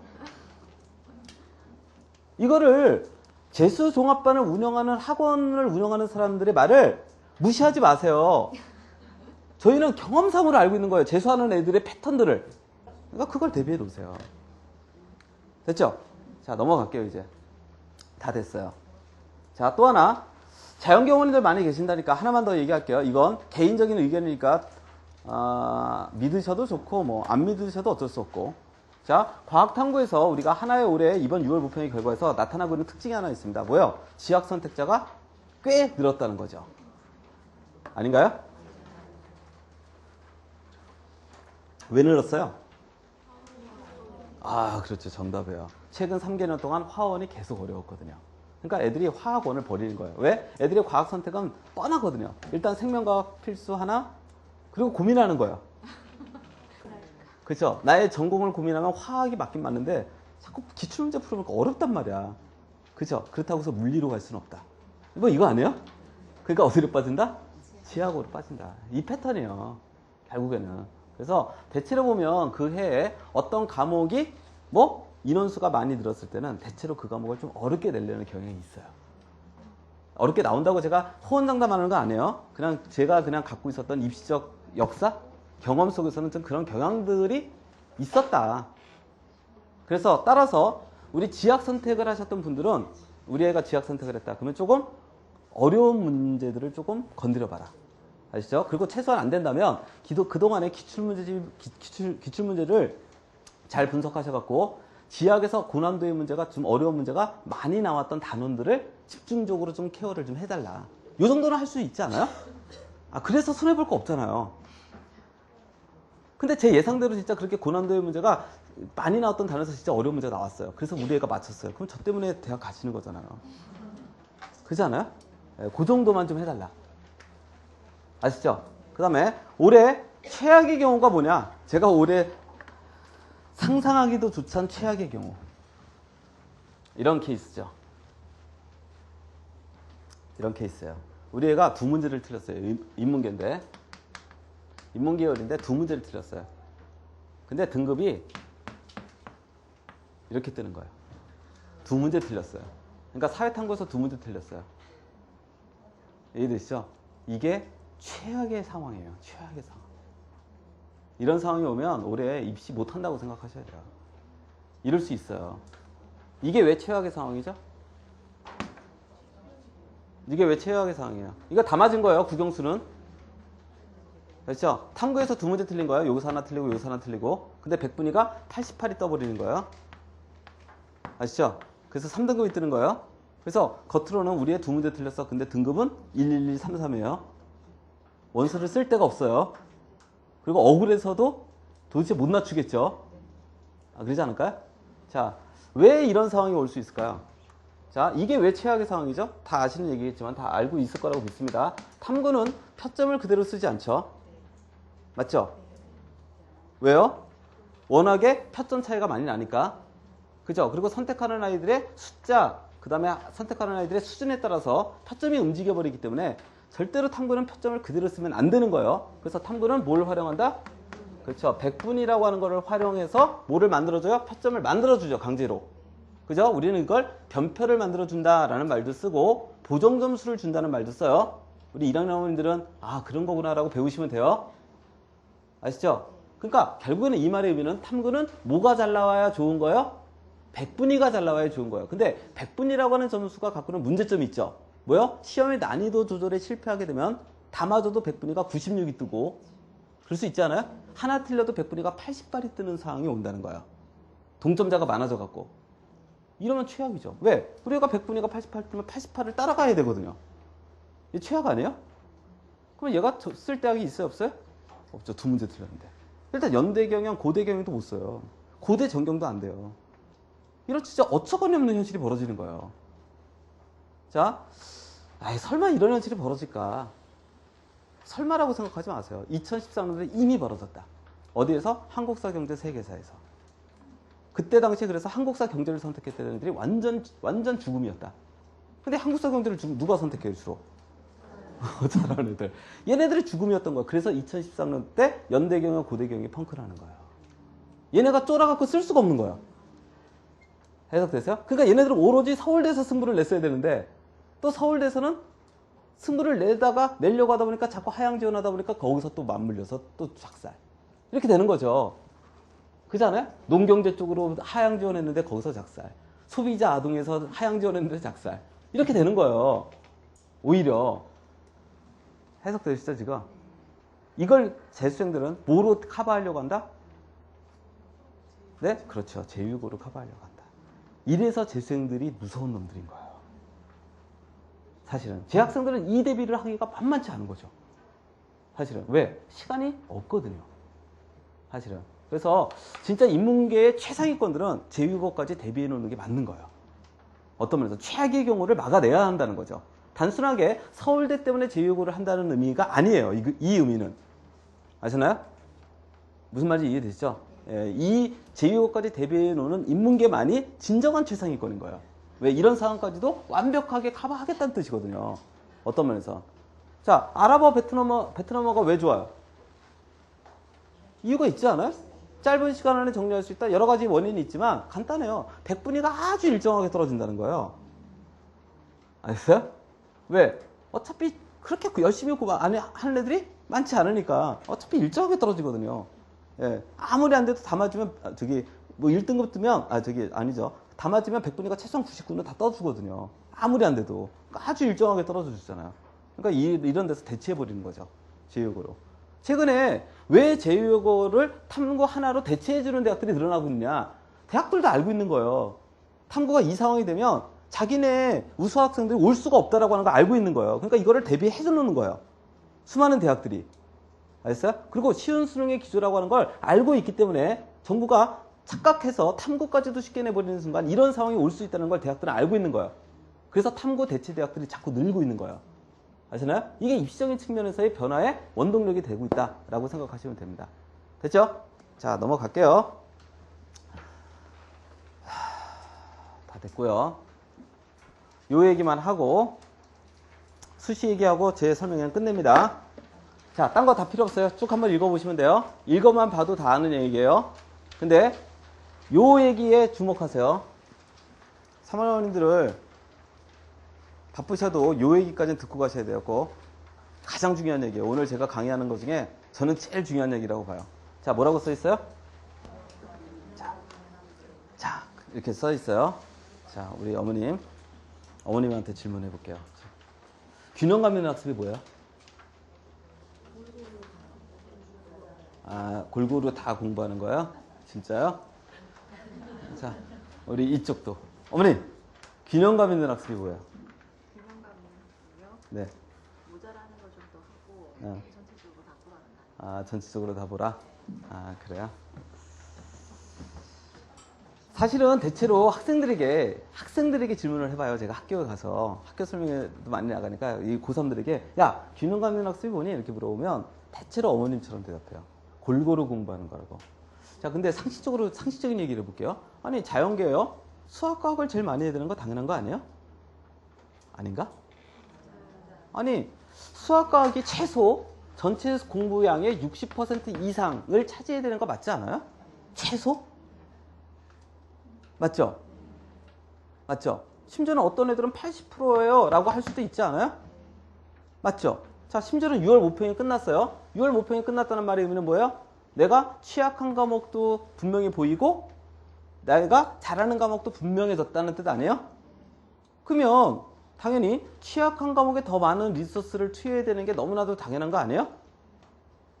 아닌가? 근데 뭘 골고루 해요? 이게 문제라는 거예요. 이게 별것 아닌 것 같지만 지금 시점에서 저는 아이들의 마인드를 씹었는데 굉장히 중요한 문제라고 봐요. 이 문제가. 저는 입시보다 훨씬 더 중요하다고 봐요. 제가 늘 강조하는 거지만 입시 몰라서 좋은 대학 못 가는 사람 없어요. 알겠어요? 무슨 말인지 이해되시죠? 우리 애가 서울대 입시를 몰라서 서울대 못 가는 게 아니에요. 꼭 기억하세요. 우리 애가 서울대급이 안 되니까 서울대 못 가는 거예요. 알겠어요? 그래서 제가 늘 하는 말이 있죠. 우리 애가 서울대 직윤 대상자가 되잖아요. 가만히 앉아 있어도 수많은 사람들이 서울대 직윤 정보를 갖다 줘요. 때가 되면 막 선생님들이 막 별자료 다 줘요. 걱정하지 마시라니까요.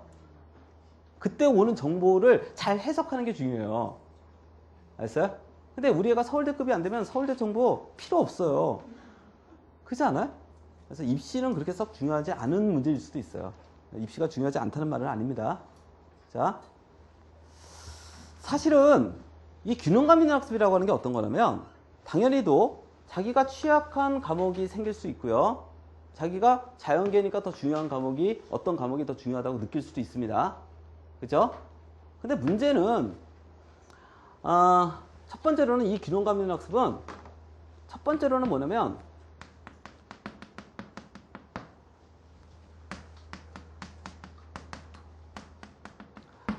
자신의 학습 분량, 영역별이겠죠. 영역별 학습 분량을 정확하게 인지하는 거예요. 알았어요? 정확하게 인지하는 거예요. 그래서 나는 수학하고 과학이 현재 봤을 땐 60% 해야 된다고 생각해. 이게 객관적이냐는 거죠. 한 번쯤 물어볼 필요가 있는 거예요. 이게 진짜 객관적인 거 맞아? 너의 지금 상황에서? 라고 다시 한번 되묻는 거예요. 근데 60%가 맞대. 그래? 오케이. 그러면 당연히 국어하고 영어가 40%여야 되겠죠. 예를 들면. 그쵸? 자, 두 번째 균형감 있는 학습의 핵심은 효율적 계획을 짜고 있느냐의 문제예요. 이게 굉장히 중요해요. 특히 자연계학 부모님들은 진짜 잘 들으셔야 돼요. 자, 대부분의 애들이 야, 그래? 그럼 너 계획표 어떻게 짜니? 이렇게 물어봐요. 자, 이게 예를 들어서 70%라고 한번 가정해 볼게요. 이게 30%예요. 자, 가정해 볼게요. 됐어요? 자, 그러면 내가 하루의 공부 양은 대체로 제 학생들은 사실은 한 4시간 정도 됩니다. 평균 잡아서. 그죠? 많으면 뭐 한 5시간 정도 되죠. 자, 4시간이라고 한번 가정해 볼게요. 자, 70%예요. 그러면 불과 남는 시간은 70분밖에 안 돼요. 그렇지 않아요? 맞죠? 많아봤자 70분, 80분이에요. 그렇지 않나요? 그러면 너 이거 계획 어떻게 짜니? 이렇게 물어봐요. 그러면 대체로 애들은 특히 남학생들 어떻게 얘기하냐. 국어 40분 하고요. 영어 40분 해요. 이렇게 얘기해요. 저는 이렇게 얘기하는 아이에게 항상 하는 말이 있죠. 너는 국어 공부 안 할 거야. 내가 장담하는데. 알았어요? 안 한다니까요. 어떻게 국어를 40분 동안 공부할 게 뭐 있어요? 공부라고 하는 게 뭔가 하면 하는 순간 뭔가 쌓이고 있다는 느낌이 들어야 공부가 되는 거죠. 그렇지 않아요? 안 한다니까요. 그러니까 얘 계획표는 뭐예요? 이렇게 짠 애들은 뭐 하고 있다? 공부 시작하면 수학이고 공부 끝그래도 수학이다. 계획표에는 국어와 영어가 있다 없다? 있다. 근데 안 할 거다. 근데 자기는 이걸 잘못했다고 느끼지 못하고 있을 거다. 왜? 애들이 얘기하는 잘못했다고 느끼는 건 공부를 안 했을 때요. 즉 부모에게 죄책감이 들었을 때요. 책상머리에 앉아서 내가 굉장히 열심히 공부를 하고 있기 때문에 죄책감 절대 들지 않아요. 왜? 난 당당해요. 열심히 했거든. 단지 자꾸 수학 문제 한 놈이 자꾸 날 거슬려서 내가 그런 손을 좀 봐줬을 뿐이야. 근데 그 문제는 내일도 있어요. 그리고 그 다음 날도 있어요. 알았어요? 이해되시죠? 그러다 보면 어느 순간 안 해요.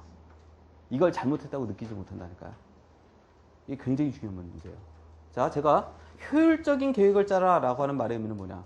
저는 이렇게 계획표를 짜는 애들에게 하는 말이 있어요. 야, 왜 국어를 매일 해야 되니? 왜 그래야 되는데요? 아, 생각해보면 되게 웃기지 않아요? 국어를 왜 매일 해야 되죠? 아, 그래야 감이 생겨요? 아, 사람이 그렇게 단순해요? 이틀에 한 번씩 한다고 해서 감이 휙 떨어지고 막 그래요? 그렇게 단순한 동물이에요, 인간이? 그러지 않아요. 이렇게 효율적인 계획표를 짤 바야 이틀에 한 번씩 몰아서 하라는 거예요. 뭐 어때요? 뭐가 문제가 되는데요? 그렇지 않아요? 이해되시죠, 지금? 더 중요한 건 그래야만이 그 계획을 지킨다는 거예요. 사실은. 그러니까 제가 말하는 균형감 있는 학습의 핵심은 자기가 세운 계획을 정확하게 지키는 거예요. 저는 이게 굉장히 중요하다고 봐요. 대신 그걸 지키기 전에 계획표를 잘 짜라는 거예요. 이 실수를 가장 많이 한다니까요. 제 학생들은. 언제? 6월 모평 끝나고. 그러니까 망치는 거예요. 특정 과목을. 어머님들 제일 불안한, 만약에 어머님 아이가 수능 보기 일주일 전에 요 말하면 우리 아이 수능 망친다고 생각하세요. 엄마, 나 어느 과목이 좀 불안해. 이 말 나오면 이미 끝난 거예요. 왜 불안해? 라고 물었더니 한동안 내가 너무 안 한 것 같아. 이 순간 그 과목 망치게 돼 있어요. 장담하는데. 이 말 나오게 하면 안 돼요. 절대로. 3학년들 주의하셔야 돼요. 알았어요? 반드시 망친다니까요. 그건 이미 심리적으로도 애들이 깨지기 시작해요. 심리적으로 뭔가 자기가 순간 쭉쭉쭉 갔어야 되는데 뭔가 탁 걸리는 문제 하나가 생기는 순간 그걸 애들은 뭐라 그래요? 그 문제 때문에 멘탈이 붕괴됐다고 해요. 이래서 완전히 애들이 무너져 버린다니까요. 굉장히 주의하셔야 돼요. 이 문제를. 결국은 이 싸움을 잘하는 싸움이에요. 140일 동안. 이거를 어떻게 안 만들어낼 것이냐가 어머님들의 초미의 관심사가 돼야 돼요. 아시죠? 자, 예를 들어서 이런 거죠. 나는 이틀에 한 번씩 국어를 몰아서 하기로 했어. 근데 자꾸 선생님들이 국어는 매일 해야 되는데 찜찜해. 그럴 수도 있지 않아요? 아, 그럴 수 있는 거 아닌가? 그러면 내가 매일 그래도 조금씩 한 지문이라도 한 작품이라도 아니면 문법 문제 한 문제라도 몇 문제라도 풀 수 있는 방법이 뭘까? 이게 고민에 빠지는 거예요. 이러면서 애들이 그 고민의 시간을 녹여내는 거죠. 계획표에. 그래서 나는 아침에 등교해서 수업 시작 전까지 한 20분 남아. 요때 요거를 하자. 난 저녁 먹기 전에, 저녁 먹고 나서 한 20분 정도 남아. 요때 하자. 이런 계획표가 나오기 시작하는 거예요. 사실은. 그러니까 항상 보면 꼭 수능에서 성공하는 놈들은 항상 성공 수기를 보세요. 꼭 짜투리 시간을 활용했다. 꼭 그러지 않아요? 이 의미가 있다. 왜 도대체 성공한 애들은 꼭 그렇게 짜투리 시간을 활용해서 공부를 하고 있을까? 그리고 짜투리 시간을 활용해서 그 공부했던 게 굉장히 도움이 됐다는 말을 왜 하고 있을까? 고민을 한번 해보세요. 이게 자기 긴장감을 갖는 거예요. 알았어요? 6월 모평이 끝나면 반드시 어떤 학생이든지 반드시 아쉬운 과목이 잘 본 학생이든 못 본 학생이든 아쉬운 과목이 하나 생기게 돼 있다. 제가 장담하는데 다 맞지 않는 한. 그렇지 않아요? 다 맞은 애를 빼놓고는 반드시 아쉬운 과목이 하나가 있게 돼 있다니까요? 그럼 어떻게 돼요? 어떻게 돼요? 계획표는 그렇게 짜요. 아쉬운 과목에 좀 더 시간을 투자해요. 근데 이러다 보면 다른 과목이 밸런스가 무너져요. 아예 안 한다니까요? 이것들을 잘 경계해 주셔야 돼요. 제일 중요해요. 제일. 오늘 강의에서 제일 중요한 내용이에요. 요때 어머니들이 요거를 잘 해내시면 어렵지 않아요. 그리고 진짜 최상위권들은 의외로 요것만 잘 해내시면 어설픈 상위권들이 진짜 최상위권 올라가요. 쉬운 수능의 매력이 뭔지 아세요? 네? 올라가기도 쉽다는 거 아니에요? 그래서 항상 왜 일어나시려고요? 아직 안 끝났어요. 뭐 가실 분은 가셔도 상관없어요. 수시 얘기는 지금부터 합니다. 두려운 거고 언제든지 우리 애가 뒤집힐 수 있다는 뜻이잖아요. 그죠? 그러니까 끝까지 긴장감을 놓치지 않는 게 굉장히 중요해요. 아시죠? 네, 그거 꼭 기억하시면 될 것 같고. 자, 수시 얘기만 하고. 자, 올해 제가 그냥 간단하게만 보여드릴게요. 자, 올해 특징. 수시 전형이 확대됐다. 뭐 그래서 뭐 어쩌라고요? 수시 올인하자고요? 말도 안 되는 소리죠. 두 번째, 학생부 중심의 전형이 늘었다. 그래서 지금부터 내신하자고요? 뭐 어쩌라고요? 그렇지 않아요? 자, 세 번째, 논술 전형이 좀 줄었다. 그래서 논술 전형 쓰지 말자고요? 어차피 쓸 거잖아요. 맞죠? 왜? 가진 게 없잖아요. 우리가 내신 1.02면 굳이 논술 전형에 관심 가질까요? 안 가질 거잖아요. 근데 가진 거 없으니까 논술 전형 써야 되잖아요. 그거 신경 쓰지 마세요. 그리고 쓸데없는 질문 하지 마세요. 어떤 거? 쓸데없는 질문 뭐예요? 지금부터 논술해도 돼요? 이런 쓸데없는 질문 하지 마세요. 그러면 안 돼요? 라고 안 하실 거예요? 왜 질문하냐고요? 그런 걸. 어머니 논술이 그 하루아침에 해서 됩니까? 라고 하면 안 하실 거예요? 맞죠? 그리고 그런 얘기 들을 필요 없어요. 그리고 논술학원에서 지금부터 해도 돼요? 아유 걱정하지 마세요. 3개월이면 뭐 마스터 이런 말도 듣지 마세요. 그냥 남은 기간에 최선을 다한다가 정답이에요. 아셨어요? 그리고 제 말은 꼭 기억하십시오. 뭐냐면 실제로 어느 대학에 10대 1의 경쟁률이 돼도 그 대학의 기출문제를 완벽하게 다 써보고 온 애는 불과 2배수가 안 된다는 사실은 꼭 기억하고 가세요. 아시나요? 실제로 그렇게밖에 안 돼요. 애들이 그렇게 대단하게 치밀하게 준비하지 않아요. 그러니까 그것만 신경 쓰고 그냥 최선을 다한다 정도만 생각하고 가시면 됩니다. 아시나요? 그리고 대신 논술은 자기가 대비 시간의 원칙을 잡는 게 굉장히 중요해요. 아시죠? 왜? 논술학원에서 요구하는 대로 다 하면요 사실 딴 공부 못해요. 해보면 알지 않아요? 거기서 과제물 내주는 거 다 해봐요. 아무것도 못해요 진짜. 그러니까 애들이 논술학원 다니면 자꾸 어떤 현상이 벌어져요? 엄마 내가 최저도 못 맞출 것 같은데 이게 논술하는 게 맞아? 계속 이 문제가 걸려요. 근데 결국 어머님들은 우리 애가 논술 전형으로 합격하지 않으면 좋은 데 못 간다는 거 아니까 야 그래도 해 라고 하죠. 그럼 애들은 계속 고통이죠. 그럴 때는 아이들에게 딱 정해주세요. 야 수업 듣고 한 2시간만 하고 나머지 하지 마. 그리고 대신 그것만 꾸준히 해요. 그렇게 하세요. 이 원칙을 잡아주는 게 굉장히 중요해요. 이거 누군가가 원칙 잡아줘야 돼요. 그렇지 않나요? 무슨 말인지 이해되시죠? 그렇게 원칙만 딱딱 잡아주세요. 아니면 뭐 꼭 2시간을 권하는 게 아니에요. 우리 애는 딱 공부의 시간을 봤더니 한 3시간 정도 투자할 수 있어. 그럼 3시간. 수업 끄고 3시간. 끝. 더 이상 하지 마. 이렇게 딱딱 원칙만 잡아주세요. 그걸 꾸준하게 하는 게 굉장히 중요해요. 아시나요? 어머니들 잘 생각해 보세요. 2학년 어머니들 항상 요 시점에 되면 이런 거 물어보잖아요. 논술 언제부터 하는 게 좋으냐고. 뻔하잖아요. 그렇지 않아요? 근데 3학년 어머니들 대답해 보세요. 2학년 때부터 이렇게 수업 듣고 한 2시간만 꾸준히 지금까지 왔다면 고민할 거 있어요 없어요? 그거 봐요. 그렇게 하시라니까요. 그냥 딴 생각하지 마시고 우리 애가 진짜 논술 전형으로 뭔가 승부 내를 내다라고 판단이 드신다면 딱 그 정도만 쭉 가면 되죠. 그렇지 않아요? 그리고 나머지 수능, 올인, 끝. 뭐 애들에게 간결하게 얘기해 주는 게 좋아요. 자, 다음. 뭐 딴 거는 뭐 다 필요 없습니다. 이거 다 필요 없는 내용이에요, 이거. 그래서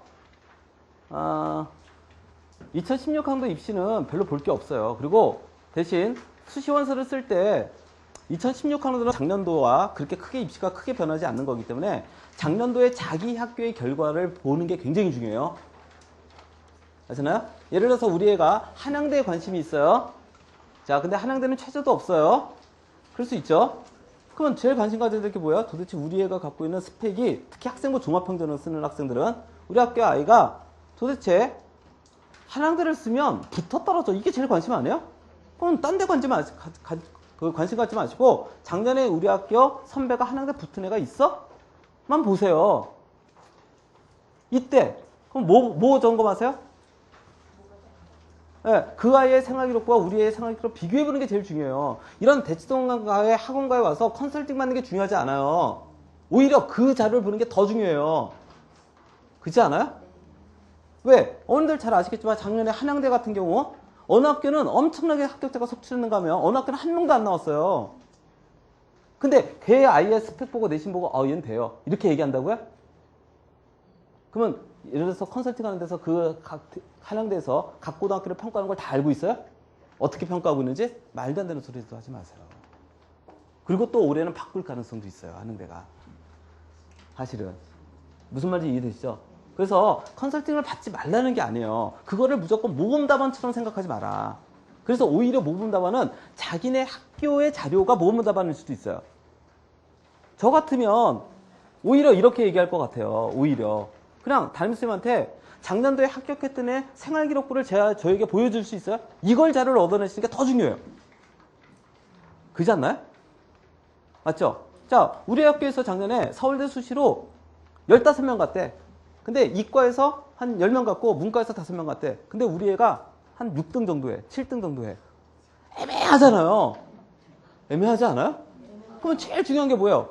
5등권 아이의 생활기록부, 6등권, 7등권의 아이의 생활기록부를 보고 우리 아이의 생활기록부 비교해보는 게 제일 중요하지 않아요? 이게 제일 좋은 자료 아닐까요? 그죠? 이거를 구해내는 게 제일 중요한 거예요. 오히려 여기에 초점을 맞추세요. 오히려. 근데 그거 구하기가 쉽지 않아. 쉽지 않은 거 맞아요. 근데 선생님들이 노력만 하신다면 못 구할 것도 없어요. 사실은. 선생님들이 진짜 자기가 징계받을 각오만 하면 어렵지도 않아요. 근데 징계 안 받아요. 사실은. 그냥 막 때릴 수는 없어요. 이미 애가 졸업했기 때문에 정보보호법 때문에 안 돼요, 이제 잘. 근데 진짜로 관심 있는 학교 선생님들은 특히 이 명문고 자사고 쪽의 선생님들은 작년에 서울대 갔던 아이들이 생활기록부는 다 갖고 있어요. 사실은. 그거 다 비교해 보잖아요. 그리고 선생님들이 걱정하지 말라 그러잖아요. 그런 말 들으시라니까요. 알았어요? 무슨 말인지 이해되시죠? 예, 그리고 그런 거 잘해달라고 하세요. 예를 들어서 종합평등을 쓰는 학생들 같은 경우는 진짜 그런 거 잘해야 돼요. 예를 들어서 어머님들이 가끔 가다 좋은 속에서 이런 얘기 하잖아요. 좋은 속에서. 거꾸로 최악의 속에서가 뭐냐. 속에서만 보고 최악의 속에서, 이게 속에서 딱 보고, 이건 자기 속에서가 문제가 많네. 아니면, 자기 속에서 잘 썼네요. 말도 안 되는 소리죠.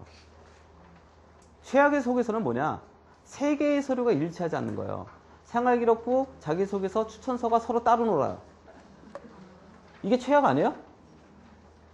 맞죠? 그럼 누군가가 거짓말하고 있는 거잖아요. 그죠? 생활기록부를 썼던 선생님이 거짓말하고 있든지, 추천서 썼던 담임이 거짓말하고 있든지, 아니면 내가 거짓말하고 있든지. 이런 애는 안 뽑아요, 대학에서. 그죠? 이게 진짜 중요한 문제예요. 그래서 오히려 선생님들에게 부탁할 거는 나중에 아이가 서류를 제출할 전에 3개의 서류에 서로 문제점이 없는지, 서로 뭔가 모순되는 게 없는지 좀 점검해 주세요. 라고 부탁하는 게 굉장히 중요해요. 이게. 근데 추천서는 잘 안 보여주잖아요. 그렇지 않아요? 맞잖아요. 어머니들이 어디 가서 컨설팅 하면 선생님들 추천서 가져가서 보여줘요? 쉽지 않잖아요, 이 문제. 특히 공립은 거의 불가능하다고 봐야 돼요. 사립은 주기도 해요. 사실은. 근데 준다면 누군가가 밖에서 검토할 수도 있죠. 근데 안 준다면 선생님이 직접 검토하는 수밖에 없어요. 그것만 잘 부탁하십시오. 자, 이제 다들 일어나시네. 자, 지금부터 이제 수시 얘기합니다. 자, 할게요. 간단해요. 아주 간단합니다. 일단 수시의 대원칙을 먼저 이해하고 수시를 쓰는 게 굉장히 중요하다. 수시의 대원칙은 굉장히 간단하다. 무조건 정시보다 잘 가야 한다. 맞죠? 맞죠? 그런 거예요. 수시의 대원칙은 무조건 정시보다 잘 가야 한다는 거예요. 자, 지금부터 우리 재학생들은 뭐에 집중을 해야 되냐? 아이들의 집중력을 떨어뜨리는 짓을 하시면 안 돼요. 뭐라고요? 집중력을 떨어뜨리는 짓을 하면 안 된다고. 근데 이 집중력을 누가 주로 많이 떨어뜨리냐? 아빠들이 많이 떨어뜨려요. 수시 원서를 쓰기 시작하면서. 왜 그러냐면, 자, 학교 선생님들이 상담을 할 때 당연히 뭘 가지고 상담할까요? 이 아이가, 자, 수시의 대원칙은 뭐라고요? 정시보다 잘 가야 한다는 거예요. 정시보다 잘 가야 한다. 이렇게. 그러면 당연히 선생님들은 자기의 현재 우리 아이의 모의고 성적을 가지고 정시 기준으로 얘기를 하죠. 그잖아요? 물론 정시 기준보다 또 훨씬 낮게 봐요. 왜? 반수행 들어와서 더 떨어질 거다. 이런 상상까지 하면서. 이걸 우리는 선생님들이 하향전을 유도한다고 얘기를 하는 거죠. 그러니까 학교 담임선생님을 만나기 전에 어머님들은 뭘 알고 가셔야 되냐면 우리 아이의 모의고사 성적을 수능 성적표라고 가정하고 이 성적이면 어느 대학을 갈 수 있는지를 알고 가셔야 돼요. 가정하고 뭐 더 떨어질 거다 이런 상상하지 말고. 아시죠? 그러면 그걸 어떻게 하냐? 그래 이 투수에 와서 배치표 돌리세요. 제일 간단한 방법이에요. 그 무료로 해드리는데 뭘 어려워요. 그 배치표 정확해? 뭘 정확한 걸 따집니까? 대충 우리 아이가 어느 위치인지 알고 가는 건데. 그렇지 않아요? 우리 애가 대충 성대급인지 뭐 아니면 뭐 한양대급인지 중대급인지 정도 다 보고 가는 건데요. 아니 그 정도로 오차가 있을까요? 그렇지는 않아요. 대충 보세요. 배치표 같은 거 돌려서 보세요. 다 무료예요. 그런 거 보시고. 그래서 정시 기준으로 한번 보세요. 그래서 3월달 것도 해보시고 4월달 것도 해보시고 6월달 것도 해보세요. 자, 우리는 이걸 뭐라고 얘기하는 거냐면 자, 정시는 제가 아까 뭐라 그랬어요? 등수 노름이라고 했죠. 등수 노름을 해보는 거예요. 우리가 애가 3월달에 봤더니 전국에서 3,500등 했어. 4월달에 봤더니 4,000등 했어. 6월달에 역시 재수생 들어왔더니 역시 7,000등으로 밀렸어. 이렇게 될 수 있는 거죠. 그렇지 않아요? 그러면 3,500등은 어느 대학 가는데 4,000등이면 어느 대학 가는데 7,000등이면 어느 대학 가는데 보는 거죠. 그렇지 않아요? 근데 우리 애는 문과야. 7,000등이래. 딱 봤더니 7,000등? 조사해봤더니 우리 애가 갈 수 있는 대학이 한양대도 못 가. 그럴 수 있지 않아요? 아니면 딱 한양대야. 한양대. 근데 3,500등 하면 어느 대학 가는데 고대 정도 간대. 그럼 우리 애는 고대에서 한양대 사이에서 움직이고 있는 거예요 지금. 그렇지 않아요? 그럼 여기서 고민에 빠지는 거죠. 무슨 고민? 수시를 한양대에서부터 쓸 거냐 고대에서부터 쓸 거냐, 이게 고민에 빠지는 거죠. 아닌가요? 굉장히 간단한 문제잖아요. 이때 아버님들하고 먼저 합의를 보셔야 돼요. 알겠어요? 이게 굉장히 중요하다니까요. 누구랑 합의 보라고요? 아빠들하고, 애 빼고. 아시죠? 예를 들어서 이럴 수도 있잖아요. 자, 이런 거 안 하고선 학교 쌤하고 상담을 하고 왔어요. 그랬더니 애가 너 담임하고 상담했더니 뭐라 그러지? 그랬더니 건대쓰래 이랬어요. 애가. 그러니까 딱 이제 지금 뭐 예를 들어서 등수가 대충 봤더니 한 만등 정도 나왔어요. 만등. 그랬더니 건대쓰라 그랬대요. 그래서 아빠한테 얘기하는 거예요. 담임이 건대쓰래. 그랬더니 아빠가 애 앞에서 애 새끼야 건대가 대학이야? 야 그럴 바야 그냥 고등학교만 졸업하고 그냥 알바해. 이런 소리 나요. 요즘 아빠들 이렇게 아무 생각 없이 얘기하는 경우가 있다니까요. 야 아빠는 건대 보낼 바야 안 보내. 그럼 애는 이 말을 들으면 애는 무슨 생각이 빠질까요? 난 대학 가지도 않은 대학도 가기도 쉽지 않은데 얘가 생각이 많아지는 거예요. 책상머리에 앉아갖고 계속 아빠의 그 말이 완전히 뭐가 돼서 화살이 돼서 날아가요. 막 박혀. 이 공부에 집중이 될까요? 이게? 안 돼요. 안 된다니까요. 합의하시라니까요. 우리 애가 진짜 현실적으로 딱 건대야. 그러면 합의하세요. 아빠하고. 애가 내가 조사해봤더니 딱 건대 정도 가는 것 같아. 정시까지 간다면. 그럼 우리는 수시를 어디서부터 쓸까? 얘기하세요. 그랬더니 아빠가 야 내가 아무리 그래도 중대 이하는 못 쓰겠다. 그러면 그래? 그럼 어머님 생각도 있을 거 아니에요. 그렇지 않아요? 있지 않아요? 생각 없어요? 어머니 생각도 요즘은 꼭 중대까지 아니면 경희대 정도나 뭐 중대 정도나 비슷해. 아니면 외대도 그게 차이가 없잖아. 대학 가서 잘하면 되는 거지. 뭐 중대 나왔다고 해서 성공하고 외대 나왔다고 해서 안 될까? 뭐 얘기 합의하세요. 싸우시던지. 그래갖고 그래 좋아 합의 봤어 외대로.